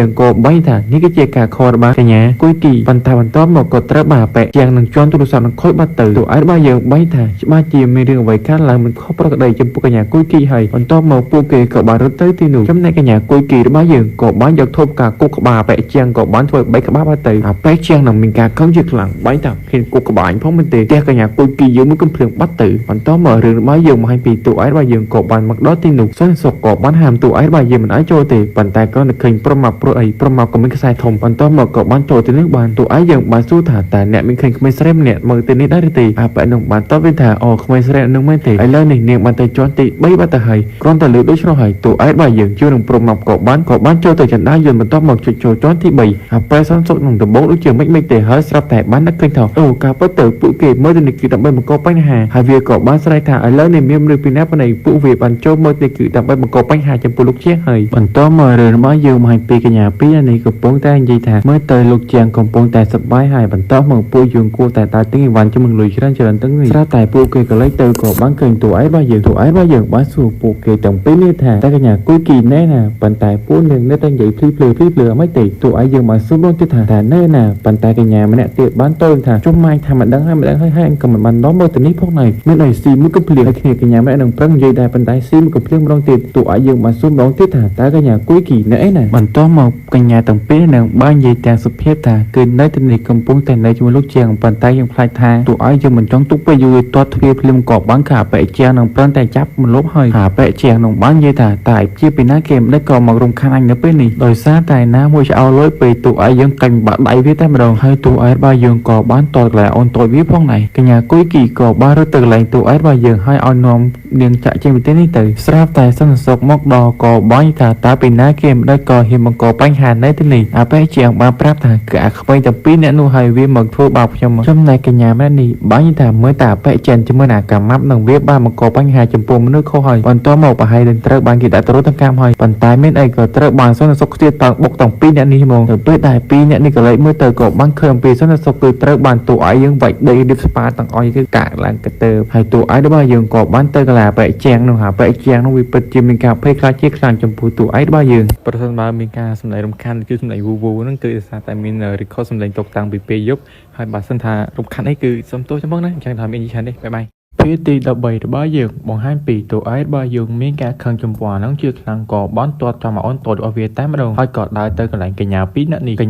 ់នេះបានប្រាប់ថាកុំវាយខ្ញុំអីខ្ញុំគឺជាមនុស្សស្រីណាប៉ុន្តែតួឯកយើងមិនខ្វល់ទេទៀងមកភ្លៀងឲ្យវាយម្ដាយទៀតបាញ់ថាខ្ញុំប្រាប់ឲ្យថាកុំឲ្យប៉ះពាល់មនុស្សរបស់ខ្ញុំដោយសារតែឥឡូវនេះអ្នកមានប្រយោជន៍បានជាខ្ញុំមិនសម្លាប់អ្នកបន្ទាប់មកតួឯករបស់យើងក៏បានដើរចេញពីទីនេះបាត់ទៅហើយកញ្ញាម្នាក់នឹងបានសួរអប៉ែរថាតើពួកយើងគួរតែប្តឹងប៉ូលីសឬហត់ថាប៉ែរទៀងមកភ្លៀងបាញ់ថាប្តឹងធ្វើអី ហើយវាក៏បានខលទៅគ្នាវាបានប្រាប់ថាឥឡូវនេះខ្ញុំមានការងារថ្មីឲ្យឯងធ្វើសម្រាប់ខ្ញុំឥឡូវនេះបន្ទាប់មករឿងយើងបង្ហាញពីកញ្ញាគុយគីងបានអរគុណចំពោះតួឯករបស់យើងបន្ទាប់មកតួឯករបស់យើងបានសួរថាតើអ្នកចង់ធ្វើការងារនៅថ្ងៃអនាគតដែរឬទេយើងក៏បានប្រាប់ថាខ្ញុំក៏មានការងារចង់ធ្វើដែរកម្មសិក្សារួចប៉ុន្តែឥឡូវនេះមើលទៅដូចជាគ្មានការងារនោះទេប៉ុន្តែតួឯកយើងប្រាប់ថាខ្ញុំអាចរកកន្លែងងាកមួយបន្ទាប់មកតួឯករបស់យើងក៏បាននាំមកដល់កន្លែងនេះកញ្ញាគុយគីបានប្រាប់ថាតើនៅទីនេះមែនទេប៉ុន្តែខ្ញុំកំពុងតែស្វែងរកការគ្រប់គ្រងហើយខ្ញុំគឺជាអ្នកជំនាញផ្នែកវិរៈហិរញ្ញវត្ថុនឹងតើខ្ញុំអាចធ្វើបានដែរឬទេតួឯកយើងបានត្រួតវិញថាមិនទេច្បាស់ជាអាចធ្វើបានបន្ទាប់មកនាងក៏បានយកប្រធ្វើការនៅទីនេះតែម្ដងហើយតួឯករបស់យើងបានប្រាប់ទៅនាងថារយៈពេល3ថ្ងៃក្រោយខ្ញុំមកទីនេះដើម្បីរកអ្នកបន្ទាប់មកពួកគេក៏បានដើរបណ្ដោយនិយាយគ្នាបណ្ដោយស្រាប់តែមានគេយកកាំភ្លើងមកភ្ជុំក្បាលតួឯករបស់យើងជាមួយនឹងអាប៉ែម៉ាប់ហើយគេបាននិយាយថាឥឡូវនេះវាគ្រប់រយៈពេល3ថ្ងៃហើយបន្ទាប់មកពួកគេក៏បានឲ្យតួឯករបស់យើងជាមួយនឹងអាប៉ែម៉ាប់ឡើងទៅចុះក្នុងឡានអាប៉ែម៉ាប់បានសួរទៅតួឯករបស់យើងថាអ្នកក៏ទទួលបានជាមួយនឹងជំនាញពិសេសផងដែរអញ្ចឹងថាអ្នកគួរតែចាប់ការឥឡូវដែរឬទេតួឯកយើងបានប្រាប់មិនទាន់ទេពួកយើងគ្រាន់តែសម្ដែងសិនទៅស្រាប់តែមកដល់កន្លែងមួយអាប៉ែម៉ាប់បាននិយាយជាមួយតួឯករបស់យើងថាតានេះមិនមែនជារោងចក្រនៅកន្លែងជីក្រុងនោះទេដែលគេបោះបង់ចោលចំណាប៉ែនោះនិយាយលុយពេលតួឯករបស់យើងដណ្ដើមកំភ្លើងបានហើយក៏បានបាញ់វាកណ្ដាលក្បាលថា3នាក់ទៀតប្រឹងបាញ់តួឯកមានន័យតួឯកយើងរះ3គ្រាប់គឺងាប់ទាំង3អាប៉ែម៉ាប់យើងក៏បានសរសើរចំពោះតួឯករបស់យើងមើលតែការបាញ់កំភ្លើងរបស់អ្នកពិតជាជំនាញតួឯកយើងបានកាត់ថាមែនហើយនៅទីបញ្ចប់នៃពិភពលោកនេះគឺខ្ញុំបានជួបជាមួយការវឹកវរជាច្រើនហើយខ្ញុំក៏បានរៀនបាញ់ជួននឹងការបាញ់កំភ្លើងយ៉ាងពិបាកជាខ្លាំងផងដែរនៅពេលនោះបន្ទាប់មកតួឯករបស់យើងក៏បានប្រាប់ប្រមាប់ថាពួកយើងគួរតែធ្វើអ្វីដែលពួកយើងធ្វើទៅបន្ទាប់មកតួឯករបស់យើងមកដល់កន្លែងមួយតួឯករបស់យើងក៏បាញ់ថាតើនេះមិនមែនជាប្រាណពណ៌ខៀវទេហេតុអ្វីបានជានៅទីនេះនេះគឺជាសារជីវកម្មដែលកម្ពុជាទាំង3នៅលើពិភពលោកតួឯករបស់យើងបាញ់ថាបន្ទាប់ពីចុងបញ្ចប់នៃពិភពលោកនេះក៏ជាការកើតឡើងដោយមិនគួរឲ្យជឿហើយមានមនុស្សជាច្រើនបានចាប់ទុកថានេះគឺជាការជួយសង្គ្រោះប៉ុន្តែហាក់បីមើលទៅវាដូចជាមិនមែនជារឿងសាមញ្ញនោះទេត្រាប់តែមានទាហាន2នាក់នៅពីក្រោយតួឯករបស់យើងបានទាញកំភ្លើងមកបាញ់សម្រាប់ចោលតែម្ដងហើយតួឯករបស់យើងក៏បានមើលกระดาษដែលនៅក្នុងទាហាននោះហើយក៏បានអានថានេះគឺជាសារមីក្រូសៃរៀងពណ៌ស្វាយចំណែក2នាក់នេះវិញបាននិយាយថាមើលទៅការនិយាយសហការនេះមើលទៅវាពិតជាល្អខ្លាំងណាស់ហើយផ្នែកដែលអ្នកប្រឲ្យមើលទៅវាពិតជាស្រស់ស្រស់ធ្វើឲ្យពួកយើងពិតជាពេញចិត្តនឹងវាណាស់ហើយបរោនៅនឹងគឺខ្ញុំភ្លេចឈ្មោះអីតែចូលរឿងបន្តហើយគាត់ក៏បាញ់ថាមើលទៅខ្ញុំពិតជារីករាយនៅពេលដែលខ្ញុំបានសហការជាមួយនឹ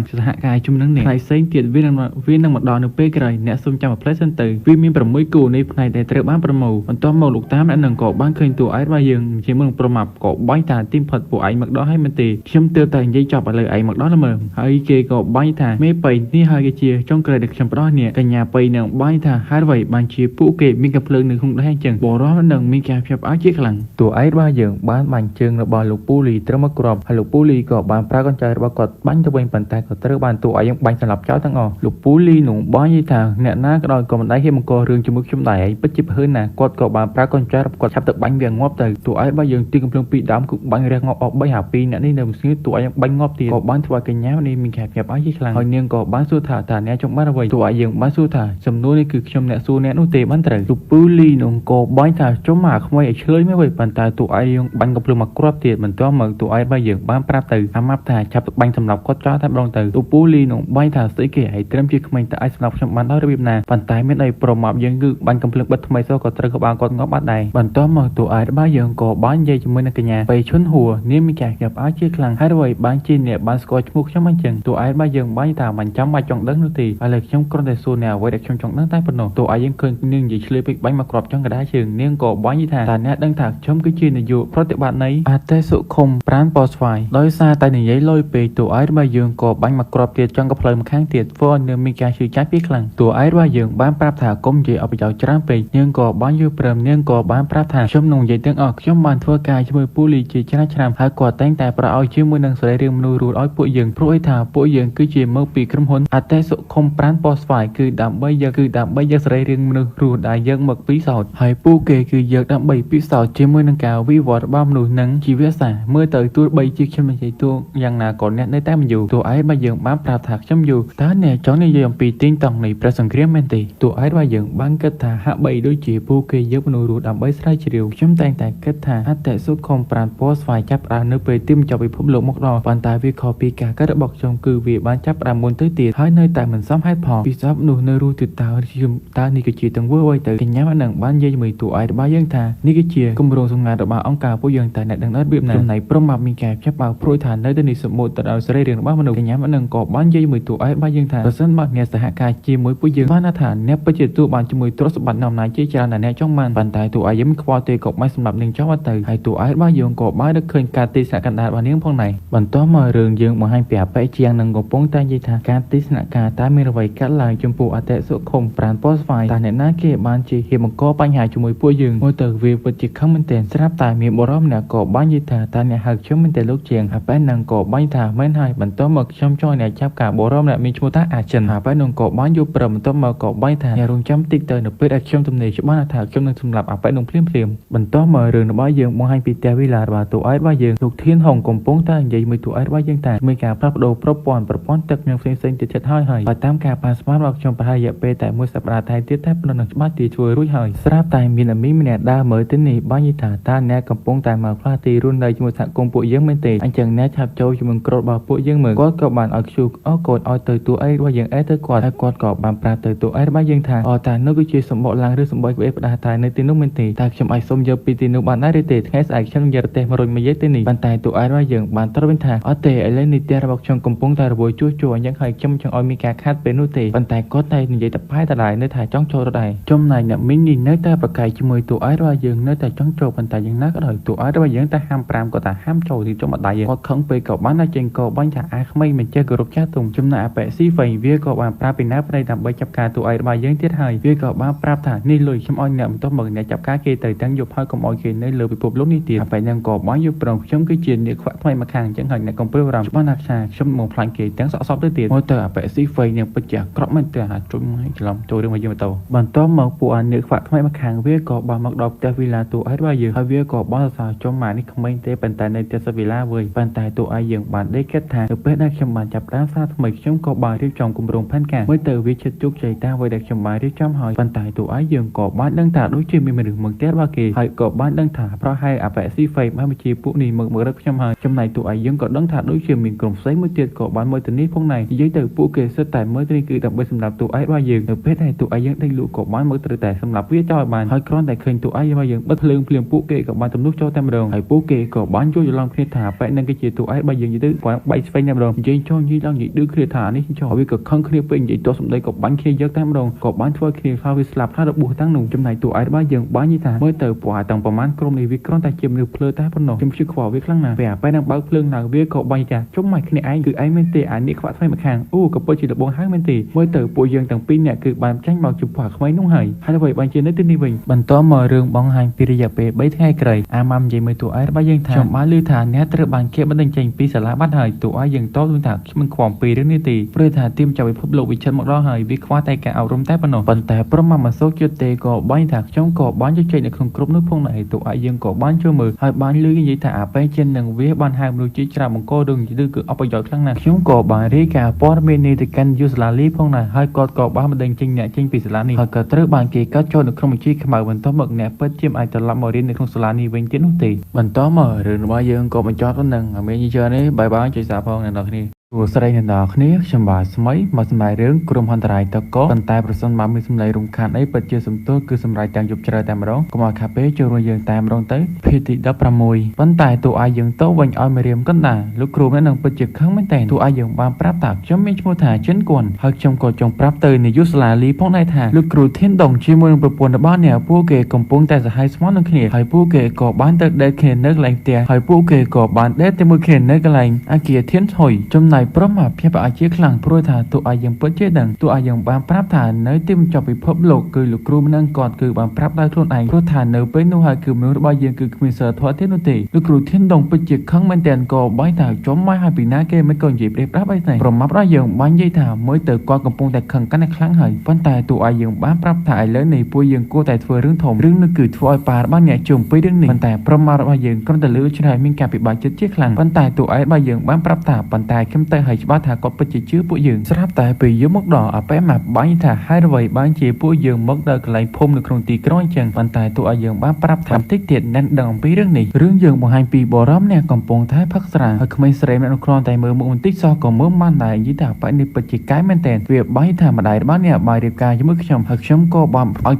ថ្លៃបណ្ណាការជាច្រើនប៉ុន្តែខ្ញុំគ្រាន់តែត្រូវការស្រាមួយតែប៉ុណ្ណោះវាក៏ពិបាកផងដែរប៉ុន្តែលើនេះយ៉ាងណាក៏ដោយខ្ញុំអស់ប្រាក់ហើយខ្ញុំនឹងលក់អ្នកគឺដើម្បីទិញយើងរបស់អ្វីដែលខ្ញុំចង់បានក្មេងស្រីម្នាក់នោះក៏បានខំដៃវាមានការខឹងជាខ្លាំងវាប្រឹងតែវាយឲ្យប៉ុន្តែតួឯករបស់យើងជាមួយអាម៉ាប់ក៏បានមកដល់បន្ទាប់មកតួឯកយើងបានប្រាប់តាម៉ាប់ថាបរមនេះមានឈ្មោះថា Van Kane គេគឺជាអ្នកលេងភ្លេងមួយរូបដែលគួរឲ្យស្អប់ខ្ពើមប៉ុន្តែនៅពេលដែលទីបញ្ចប់ភពលោកមកដល់គេក៏បានទទួលបានឱកាសដ៏អស្ចារ្យនៅពេលដែលគេលេចឡើងបង្ហាញខ្លួនម្ដងទៀតគេស្រាប់តែទទួលបានជាមួយការគ្រប់គ្រងដ៏ច្រើនរដ្ឋាភិបាលគិតដូច្នោះហើយក៏បានបញ្ជាគាត់ឲ្យទៅជួយសង្គ្រោះនៅកន្លែងក្រុងមួយកន្លែងតូចបរមនោះទៅដល់ប៉ុន្តែគេមិនបានជួយអ្វីទេក៏បានធ្វើឲ្យមនុស្សនៅក្នុងទីក្រុងតូចនោះគឺស្លាប់អស់រាប់លាននាក់ប៉ុន្តែយ៉ាងណាក៏ដោយនៅចុងក្រោយគាត់ក៏ត្រូវបានស្លាប់នៅក្នុងមាត់របស់បិសាចតកប៉ុន្តែអំពីក្មេងស្រីម្នាក់នេះខ្ញុំពិតជាមិនដឹងពីជីវិតមុនរបស់ខ្ញុំនោះទេអាប៉ែម្នាក់នឹងបាននិយាយទៅកាន់តួឯករបស់យើងថាអូអ្នកមកទាន់ពេលជំនឿការជួនដូរនេះបើមិនចឹងទេខ្ញុំច្បាស់ថានឹងសម្រាប់នាងបាត់ហើយការជួនដូរនេះអ្នកត្រូវតែថែមមកខ្ញុំ100យន់ទៀតចំណែកព្រមមកមានការខឹងជើងពោះអាប៉ែនឹងជាខ្លាំងនេះមិនតែអ្វីដែលអ្នកនិយាយវាដូចជាសត្វធាតុអញ្ចឹងអាប៉ែនឹងបាននិយាយស្អីខ្លះទេចំពោះប្រមាថរបស់យើងបានតរវិញថាប៉ុន្តែយ៉ាងណាក៏ដោយខ្ញុំមិនមែនជាមនុស្សបាននេះនោះទេអាប៉ែនឹងប្រឹងវាយប្រមាថហើយប្រមាថក៏បានទីកំភ្លើងបាញ់ចំកណ្ដាលជើងវាតែម្ដងតួឯកយើងក៏បានសរសើរចំពោះប្រមាថយើងថាឥឡូវនេះអ្នកពិតជាក្រំបាយជាងពីមុនអាប៉ែនឹងវាមានការឆ្ងល់ជាខ្លាំងតាពួកនេះវាជាអ្នកណាប្រមាថយើងប្រឹងតែសម្លេះហើយប៉ុន្តែក៏ត្រូវបានកូនក្មេងម្នាក់នោះបានយកដប់ស្រាវៃក្បាលអាប៉ែនោះតែម្ដងចំណែកបរហ្វេកេនោះពិតជាមានការខឹងជើខ្លាំងចំពោះក្មេងស្រីនេះប៉ុន្តែក្មេងស្រីនោះវាយថែមទៀតគូវាយយកតែម្ដងប្រមាថប្រឹងតែទៅខាត់ហើយប៉ុន្តែត្រូវបានតួឯកយើងហាមគាត់ថាមើលទៅនាងប្រហែលជាស្អប់ខ្ពើមចំពោះបរមនេះជាយូរមកហើយអញ្ចឹងហើយយើងកុំធ្វើអ្វីអសោះស្រាប់តែក្មេងស្រីម្នាក់នោះក៏បានសម្លាប់បែបនោះបាត់ទៅហើយតួឯកយើងបាញ់ថាមនុស្សប្រភេទនេះវាសងស្លាប់តួឯកយើងក៏បានមើលថាឥឡូវនេះវាដល់ពេលហើយតួឯកយើងប្រាម៉ាប់ថានាំក្មេងស្រីនេះឆាប់ទៅលាងសម្អាតចំពោះឈាមនោះទៅស្រាប់តែបង្ហាញពីតួឯកយើងឆាប់ដំបូលផ្ទះក៏មានអែបខៃហោះមកបុកចំពោះតួឯករបស់យើងក៏បានទទួលជាមួយសុខភាពថ្មីរបស់គេគឺគេអាចផ្ទុកជាមួយនឹងអីវ៉ាន់នៅក្នុងលំហរបស់គេបានស្រាប់តែក៏បានឃើញឡានប៉ូលីសមើលទៅនេះបរមម្នាក់បានប្រាប់ថាគឺនៅទីនេះហើយកន្លែងជួនដូរមនុស្សប៉ូលីសក៏បានប្រាប់ថាអញ្ចឹងក៏រហូតពេលទម្លុះទ្វារទៅក៏បានឃើញតួឯករបស់យើងជាមួយអាម៉ាប់គេក៏បានឆ្ងល់ថាតើនេះមិនមែនជា Fan Kane ទេប៉ូលីសបានសួរថាតើអ្នកឈ្មោះអ្វីតួឯកយើងបានប្រាប់ថាខ្ញុំមានឈ្មោះថាចិនគួនហើយខ្ញុំមើលទៅនេះគឺដើម្បីស្វែងរកជាវនឹងប្អូនស្រីជាតិអូនមួយរបស់ខ្ញុំអាប៉ែម៉ាប់បានប្រាប់ថាខ្ញុំមានឈ្មោះថាផាន់យូគឺខ្ញុំមើលជាមួយគាត់នឹងហ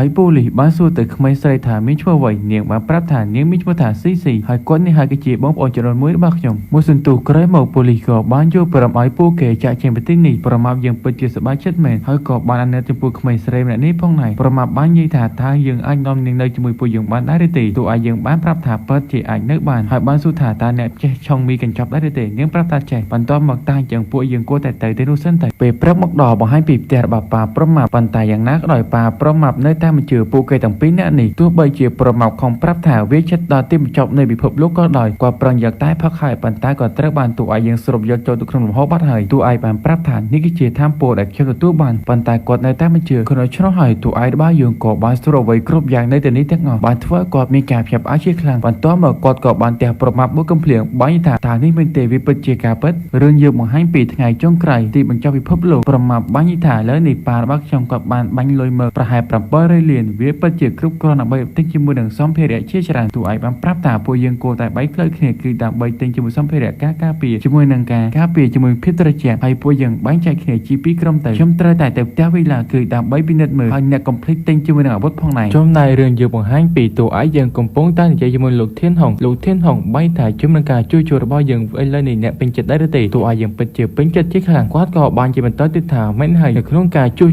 ឬសាងសង់អ្វីមួយអ្នកពិតជាពេញចិត្តចំពោះខ្ញុំហើយព្រោះថាខ្ញុំពិតជាឲ្យការនៅក្នុងការជួយគាត់ប្រឹងតែត្រឡប់ទៅវិញតួឯកបានប្រាប់ថានៅក្នុងរយៈពេល2ថ្ងៃទៀតអ្នកហាមទៅណាសោះហើយបន្តមកអ្នកត្រូវតែទិញហាស្តុកទុកឲ្យបានច្រើនណាស់គាត់ក៏បានយកប្រំណៅអ្វីដែលតួឯកយើងនិយាយបន្តមកប្រមាប់បាននិយាយជាមួយតួឯកយើងថាឥឡូវនេះសម្ភារៈដែលអ្នកឲ្យខ្ញុំទិញគឺខ្ញុំទិញមកខ្លះហើយតួឯកយើងថាអញ្ចឹងមកជួយវាទៅផ្ទះវីឡារបស់ខ្ញុំទៅប្រមាប់បាននិយាយបន្តទៀតថាប៉ុន្តែលើនេះពួកយើងចំណាយមិនទាន់អស់ដល់100លាននោះទេតួឯកយើងបាន5តទៀតថាបើអញ្ចឹងខ្ញុំនឹងឲ្យអាស័យឋានជាមួយនឹងកន្លែងទំនិញធំជាច្រើនញ៉ាំឆាទៅទិញនៅទីនោះទៅហើយតួឯកយើងបានគិតថានៅជីវិតខ្ញុំអតីតកាលគឺមានមនុស្សជាច្រើនពួកគេបានតាមជាមួយ มันกรอบทุนจีเจี๊ยจรันเมื่อเตอร์วิจิตดอกเปนุมรอบเตี้ยหายสลับแต่เนี่ยดักเดินจวนบานปราบตัวอายิ่งทางคือมีเขมรเพราะมันเนี่ยจุมันเนี่ยจำนับมันเนี่ยคือเนื้อติ้นนุ่มมันอ้อยปูยังเลือบานมานุตีเปตัวอายิ่งตึกดอกกับเปิดเตอร์เนียงก็เจียนน่ะมิ่งเหลียวบ้านถามเมื่อเตอร์เลือกนี่เนี่ยปัจจิตติงบันเจริญขนาดเนี่ยกูแต่เอายมคล้าหมกโปรถ่ายจากชมปัจจุบันแต่ตัวอายิ่งเอาตีเนี่ยมีการขังเจียหลังบ้านยี่ถามชมก็เจียอันนู้นเทียนกะข้ามที่การส่งคัดหน้าบ้านเนี่ยมันอ้อยตีประหยัดเป็นเดือนอย่างนักโดยตัวอายิ่งเนี่ยเนื้อใต้มันอ้อยปันแต่เขาไม่หนูวิมันเยอะก็กรอบมาคือ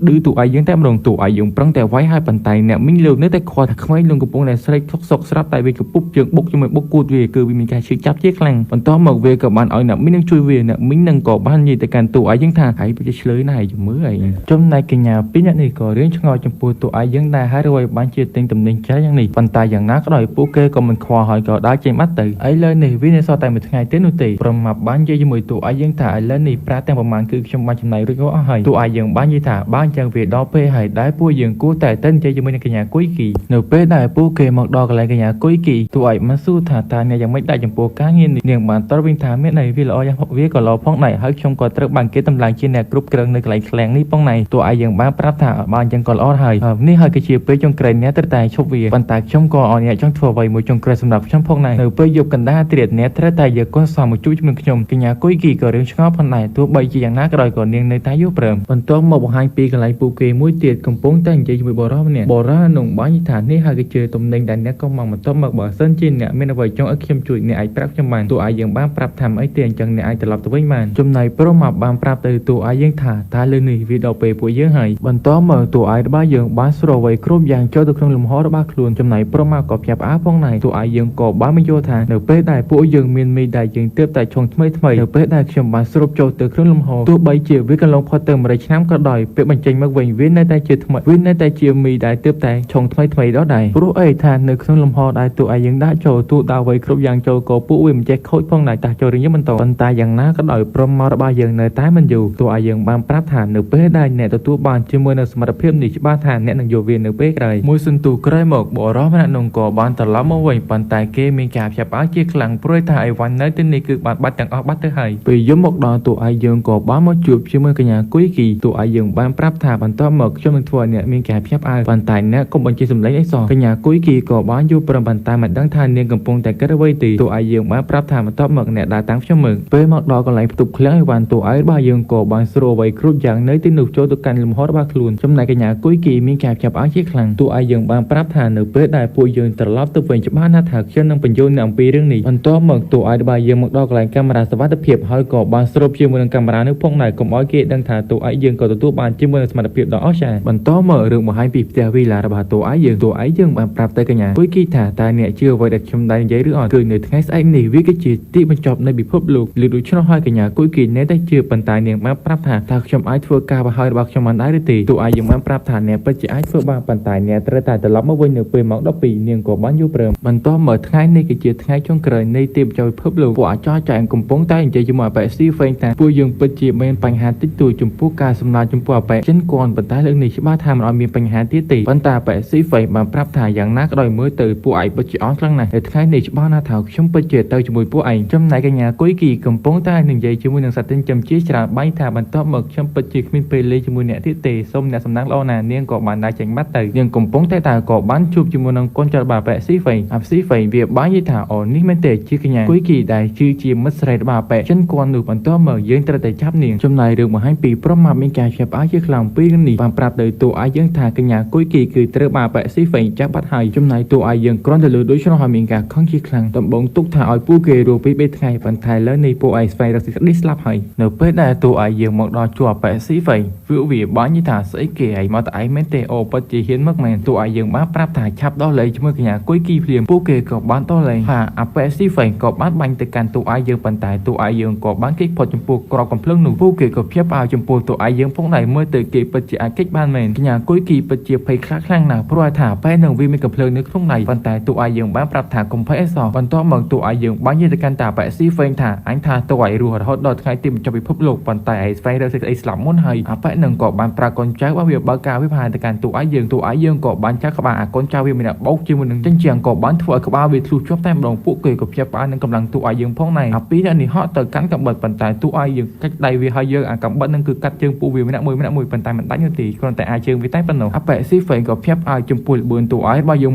ម៉ាយហើយល្បឿនដល់ជួយម៉ាយនេះវាពិតជាលឿនខ្លាំងណាស់ធ្វើឲ្យអបិស៊ីហ្វេវាមានការភ័យខ្លាចជាខ្លាំងប៉ុន្តែមិនដឹងថាវាដកទូរស័ព្ទមកធ្វើអីនោះទេអបិថ្មីខ្វាក់មកខាងនឹងវាបាយថាស្អីគេខ្ញុំមានកំភ្លើងនៅក្នុងដៃចាំមើលថាតើឯងខ្លាំងជាងឬក៏កំភ្លើងខ្ញុំខ្លាំងជាងចំណែកបែបនឹងមិនតំបានបាញ់ចំពោះតួឯយើងផងក៏ត្រូវតួឯយើងបាញ់បាត់ហើយព្រោះថាតួឯយើងក៏មានកំភ្លើងផងដែរពួកគេក៏មានការភ្ញាក់ផ្អើលព្រោះថាតួឯយើងវាពិតជាហ៊ានសម្លាប់មនុស្សផងអបិស៊ីហ្វេប្រឹងតែរត់ប៉ុន្តែតួឯក៏បានបាញ់ជើងវាហើយមិនឲ្យវារត់ទៅណាបាននោះទេអបិនឹងបាយថាតើអ្នកហ៊ានសម្លាប់ខ្ញុំតើអ្នកមិនដឹងទេប៉ុន្តែយ៉ាងណាក៏ដោយតួឯយើងមិនខ្វល់ទេក៏បានបាញ់វាមកគ្រាប់ទៀតហើយវាក៏បានសុំឲ្យតួឯយើងទុកជីវិតតួឯប្រមាណក៏វាព្រមដែរតួឯយើងគឺទា1000លានគាត់ទៅលើដូច្នោះហើយវាពិតជាគ្មានប្រាក់នោះទេតួឯយើងបានទាត់មកជើងក៏បាយថាបានចឹងប្រឹងនិយាយធ្វើអីហើយបន្ទាប់មកតួឯគឺទាត់យកវាយយកតែម្ដងហើយតួឯយើងបាននិយាយបន្តទៀតថាខ្ញុំបាននិយាយហើយបន្ទាប់មកខ្ញុំបញ្ចប់អ្នកនៅថ្ងៃនេះប៉ុន្តែស្រាប់តែមានឡានប៉ូលីសមើលអបិស៊ីវិញបានប្រាប់ថាអ្នកមិនស្មានទេខ្ញុំដឹងថាច្បាស់ជាមានរឿងអ្វីកើតឡើងបន្ទាប់មកខ្ញុំបានជាខហៅប៉ូលីសមកទៅនេះហើយឯងបានសម្លាប់មនុស្សច្បាស់ណាស់ថាឯងនឹងត្រូវបានគេចាប់ដាក់គុកតួឯងយើងមិនខ្វល់ទេក៏បានបាញ់វាមកគ្រាប់ទៀតបាននិយាយបន្តទៀតថាឯងគិតថាខ្ញុំមិនហ៊ានសម្លាប់ឯងនៅពេលនេះមែនទេសំអាងទៅលើមនុស្សមួយក្រុមនេះព្រោះអីថាទីបញ្ចប់នៃពិភពលោកវាឈានមកដល់ហើយបន្ទាប់មកតួឯងរបស់យើងបានរាប់ថយក្រោយ3 2 1ស្រាប់តែមានព្រឹត្តិការណ៍ធ្លាក់មកក៏បានធ្វើឲ្យពួកគេមានការចាប់ឲ្យជាខ្លាំងពួកគេមានការចាប់ឲ្យជាខ្លាំងព្រោះថានៅពេលនេះវាគឺជារដូវក្តៅមិនក៏មានប្រែអញ្ចឹងមើលទៅវាពិតជាត្រជាក់ខ្លាំងណាស់មនុស្សដែលរងរបួសដោយសារតែតួឯងយើងវាបហាពួកវាពិតជាមានការឈឺចាប់ជាខ្លាំងនៅពេលដែលរបួសហើយប៉ះជាមួយនឹងព្រឹត្តិការណ៍ទៀតច្បាស់ណាស់ថារបួសវាអាចជាខ្លាយបណ្ដាលពួកគេកាន់តែចាប់ស្លាប់ពួកគេក៏បានស្រែករកជំនួយតួឯងយើងក៏បាននាំកញ្ញាគុយគីចាក់ចេញពីទីនេះកញ្ញាគុយគីបាននិយាយថាហើយអ្វីបានជាតន់ហើយវាបានធ្លាក់ចុះដល់20ឬ30ដឺក្រេបាត់ទៅហើយប៉ូលីសក៏បានជាកំភ្លើងមកជុំតួឯងរបស់យើងប៉ុន្តែមួយសន្ទុះក្រោយមកស្រាប់តែដៃរបស់ពួកគេមិនដឹងការអ្វីទេស្រាប់តែកំណាច់កាន់កំភ្លើងបាននោះទេពួកគេពិតជាមានការភ្ញាក់ផ្អើលជាខ្លាំងតួឯងយើងបាននិយាយជាមួយនឹងអបិស៊ីហ្វេថាបន្តមកអ្នកចាប់ដើមស្លាប់នៅបន្តិចម្ដងហើយចាំមើលទៅអបិស៊ីហ្វេពិតជាចង់សែកហើយឲ្យគេជួយវាខ្លាំងណាស់ព្រោះថាវាមិនចង់ងាប់នៅទីនេះនោះទេប៉ុន្តែយ៉ាងណាក៏ដោយតួឯងយើងមិនខ្វល់ទេក៏បានដើរចាក់ចេញពីទីនេះបាត់ទៅចំណែករឿងយើងបង្ហាញពីពួកគេកំពុងតែដើរនិយាយគ្នាកញ្ញាគុយគីបានសួរទៅតួឯងយើងថាតើប្រើនៃវាធ្លាក់ពេលប្រមាណដែរតួឯងយើងបានប្រាប់ថាមុនពេលដែលខ្ញុំស្លាប់វាបន្តរយៈពេលអស់1ឆ្នាំប៉ុន្តែយ៉ាងណាក៏ដោយក៏ខ្ញុំមិនដឹងដែរចំណែកមនុស្សមួយក្រុមនេះវិញពួកគេកំពុងតែដណ្ដើមគ្នាយ៉ាងអើរងាដើម្បីពាក់មើលទៅវាកំពុងតែស្ថិតក្នុងស្ថានភាពច្របូកច្របល់ហើយតួឯងយើងបានប្រាប់ថាមិនហើយបន្តទៀតនេះបន្តមកទៀតពួកមនុស្សជាច្រើនពួកគេនឹងបាត់បង់ជាមួយនឹងភាពសិលធម៌ហើយពួកគេនឹងដើរប្លន់ជុំវិញនេះប៉ុន្តែស្រាប់តែមានមនុស្ស2នាក់មកក៏បានចង់ប្លន់ជាមួយនឹងក្អែរបស់តួឯងយើងជាមួយនឹងកញ្ញាគុយគីហើយប្រឹងតែហក់យកទៅចាក់តួឯងយើងហើយគ្រាន់តែតួឯងយើងទីកំភ្លើងមកភ្ជុងសពួកវាក៏បានក្រាបលិតជង្គង់សងវត្តតួឯងយើងគឺកំបាញ់វាតែម្ដងចំណែករឿងយើងបង្ហាញនៅផ្ទះវីឡាតួឯងរបស់យើងពួកគេកំពុងតែស៊ីស៊ុបមើលទៅស៊ុបក្តៅក្តៅហុយហុយពេញឆ្ងាញ់មែនទែនហើយតួឯងយើងបានប្រាប់ពួកគេទាំងនោះថាចាប់ពីពេលនេះតទៅកុំអោយអ្នកណាផ្សេងចុះមកនៅក្នុងទីនេះឲ្យសោះចំណែករឿងរបស់យើងបញ្ចប់តែនឹងឲ្យមានអីនិយាយច្រើនទេបាយបាយអ្នកនរគ្នា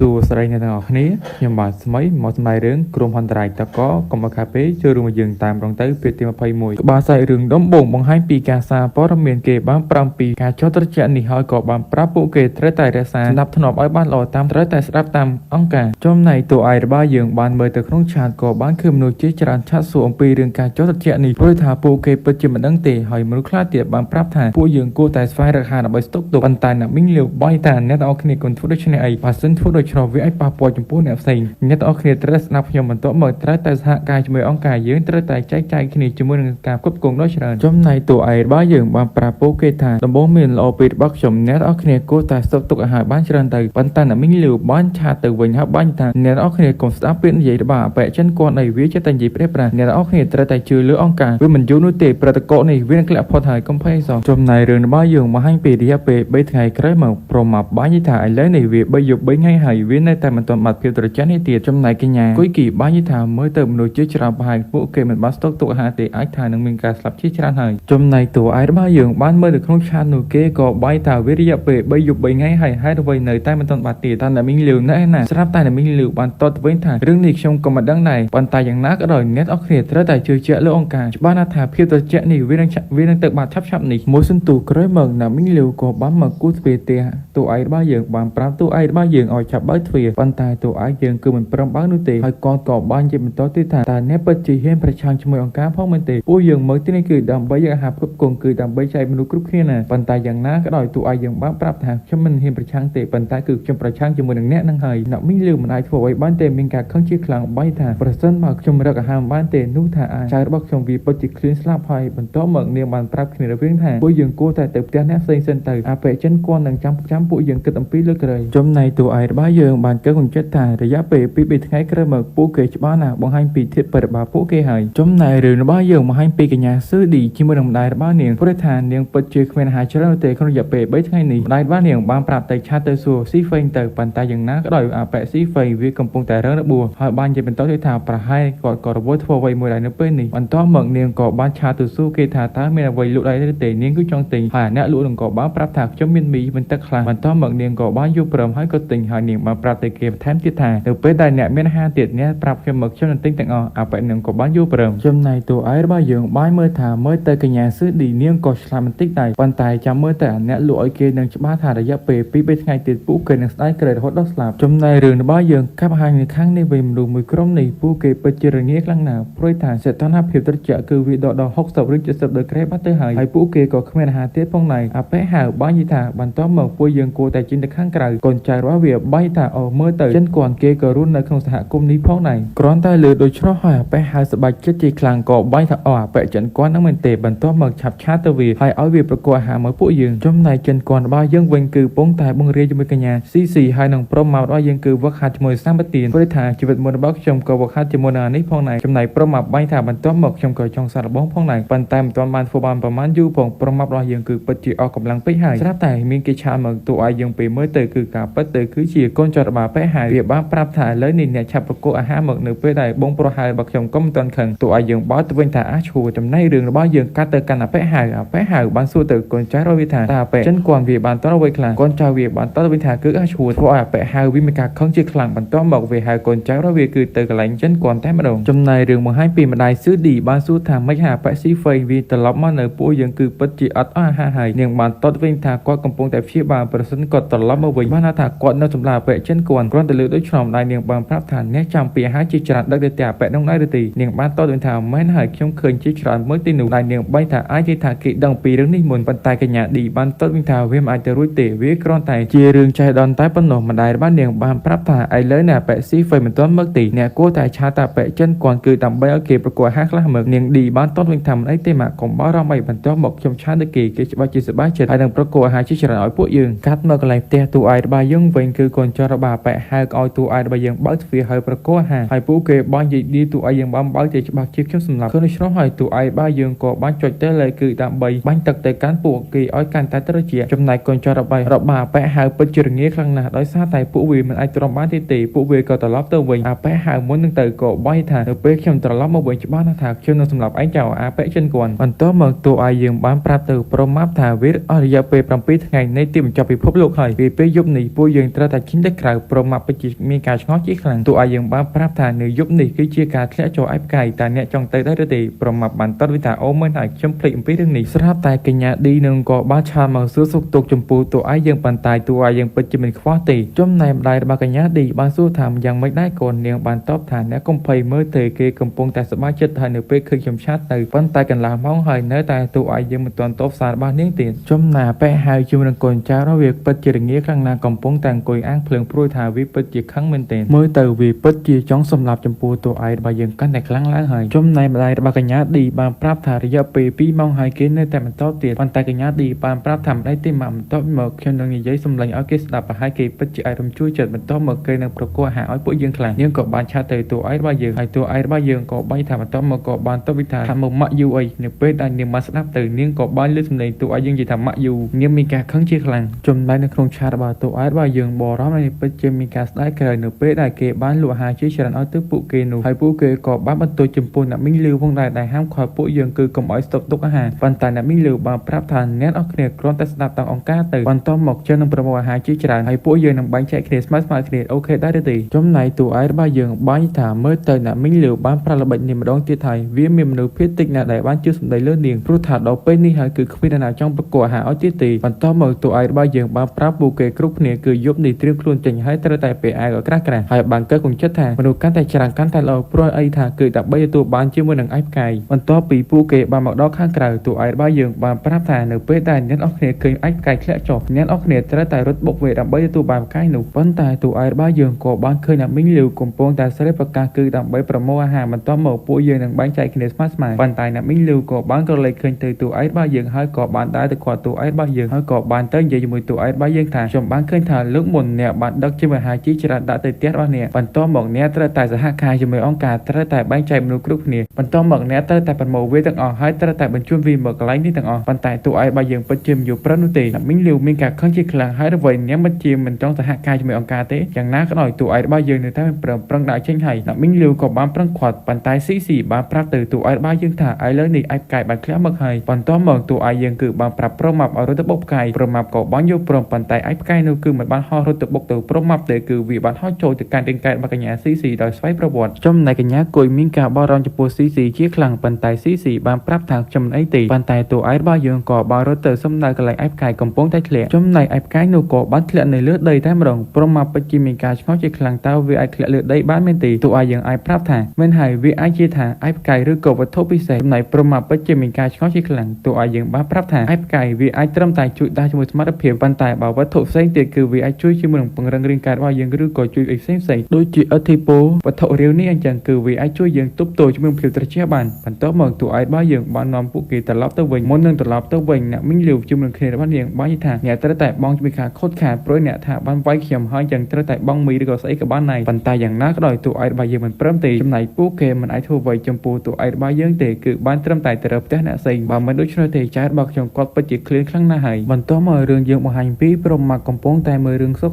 ស្រាប់តែដាច់ភ្លើងតួឯករបស់យើងបានប្រាប់ថាមែនហើយវាអរិយពេលជាង10ថ្ងៃហើយមើលទៅលើអកិសនីវាគួរតែលើសកំដែងកំណត់ហើយប៉ុន្តែអ្នកកុំព្រួយបារម្ភអីរឿងនេះខ្ញុំក៏បានបំរុងទុកផងដែរអកិសនីនៅផ្ទះរបស់យើងគឺវាអាចប្រើអរិយពេលដល់100ឆ្នាំនោះចំណែកកញ្ញាគុយគីបាននិយាយថាប្រសិនបើពួកយើងគ្មានម៉ាស៊ីនរត់ជាឬក៏កម្ដៅប្រសិននោះពីពិតជាពិបាកក្នុងការរស់នៅហើយចំណែកមនុស្សខាងក្រៅវិញមិនដឹងថាស្លាប់ប្រមាណអ្នកទេប្រមាប់បានប្រាប់ថាអ្នកកុំមានចិត្តមេត្តាឲ្យសោះព្រោះឥឡូវនេះវាមិនដូចពីមុននោះទេនាងក៏ដឹងពីរឿងនេះផងដែរចំណែកតួឯករបស់យើងកំពុងសួរចំពោះស៊ីថាតើអ្នកមានទទួលបានជាមួយសមត្ថភាពអ្វីឬទេនាងបានប្រាប់ថាដូចជាគ្មានអ្វីទេខ្ញុំមានអារម្មណ៍ថាធម្មតាបន្ទាប់មកតួឯកយើងពិតជាមានការឆ្ងល់ជាខ្លាំងតើនាងពិតជាមិនទទួលបានជាមួយសមត្ថភាពរាងកាយទេអាចទេថាវាគឺជាសមត្ថភាពផ្សេងបន្ទាប់មកតួឯករបស់យើងបានសួរនាងថាតើនាងមានអារម្មណ៍ថាដូចជាមានជំនាញដើរឬក៏អក្ខរាវិរុទ្ធដែរឬទេប៉ុន្តែនាងបានតបវិញថាខ្ញុំគ្មានអារម្មណ៍អ្វីទាំងអស់មើលទៅតួឯកយើងកាន់តែឆ្ងល់ខ្លាំងហើយបន្ទាប់មកបាយថាអញ្ចឹងអ្នកគួរតែរៀនវាតាមបណ្ដាទៅបន្ទាប់មកតួឯករបស់យើងបានប្រាប់ថាឥឡូវនេះពួកយើងគួរតែប្រើជាមួយនឹងវត្ថុរាវនេះហើយនៅពេលដែលតួឯករបស់យើងឲ្យប្រមាប់ផឹកទៅប្រមាប់មានការភ្ញាក់ផ្អើលជាខ្លាំងមើលទៅដូចជាមានចរន្តកម្ដៅហូរពេញខ្លួនរបស់រាងកាយរបស់ខ្ញុំមែនតើតួឯករបស់យើងបានតបវិញថាមែនហើយព្រោះថាវត្ថុនេះពិតជាអាចឲ្យអ្នកទប់ទល់ជាមួយភាពត្រជាក់បានទោះបីជាអ្នកឈរនៅខាងក្រៅដោយគ្មានពាក់អាវត្រជាក់ក៏អ្នកអាចទប់ទល់ជាមួយវាផងដែរចំណែករឿងក៏បង្ហាញពីម្ដាយរបស់កញ្ញាឌីកំពុងតែត្អូញត្អែរអំពីការដាច់ភ្លើងព្រោះថាគ្មានកំសិនកម្ដៅព្រោះអីនាងពិតជារងាខ្លាំងណាស់កញ្ញាឌីបានប្រាប់ទៅម្ដាយរបស់នាងថាម៉ាក់ទ្រាំសិនតែបន្ទាត់ទៀតនឹងត្រឡប់វិញធម្មតាហើយនៅពេលដែលស៊ីហ្វេងត្រឡប់មកវិញប៉ុន្តែម្ដាយរបស់នាងពិតជាមិនអាចទ្រាំបាននោះទេនៅពេលដែលនាងក៏លេចមើលទៅផ្ទះរបស់តួឯករបស់យើងនៅតែមានភ្លើងដុតដែរនាងបាញ់ថាអាចទេថាចិនគាត់គេពិតជាបានដឹងពីរឿងនេះមុនចំណែកកញ្ញាឌីមានការខឹងជាខ្លាំងគ្រាន់តែឃើញគេរស់ស្រួលអញ្ចឹងបន្ទាប់មកម្ដាយរបស់នាងបានប្រាប់ថាអ្នកឆាប់ទៅចិនគាត់បន្ទាប់មកសុំអាហារគេខ្លះមកនាងក៏បានយល់ព្រមបន្ទាប់មកនាងក៏បានខលទៅកាន់ចិនគាត់របស់យើងតែម្ដងនៅពេលដែលតួឯកយើងលើកទៅក៏ចាប់ផ្ដើមបង្ហាញពីអាហារជាច្រើនឲ្យពួកគេមើលគ្រាន់តែពួកគេឃើញអាហារជាច្រើនភ្លាមពួកគេពិតជាមានការសប្បាយចិត្តជាខ្លាំងហើយពួកគេពិតជាចង់ស៊ីអាហារនេះខ្លាំងណាស់ព្រោះតែអាហារទាំងនេះគឺសិតតែជារបស់ឆ្ងាញ់តែម្ដងចំណែករឿងរបស់យើងក៏បញ្ចប់ទៅនឹងអេដមីនក៏ចង់ប្រាប់ទៅអ្នកនរគ្នាដែរថារឿងនឹងវាទើបចេញតែបាន24ភាគតែប៉ុណ្ណោះចឹងហើយអ្នកនរគ្នារងចាំសប្ដាហ៍ក្រោយព្រោះថារឿងនឹងគឺមួយអាទិត្យចេញមួយភាគឲ្យមាននិយាយច្រើនទេបាយអ្នកនរគ្នាហើយមានច្បាស់ថាអាចជាយករឿងថ្មីមកសម្រាប់ទៀតហើយបាយ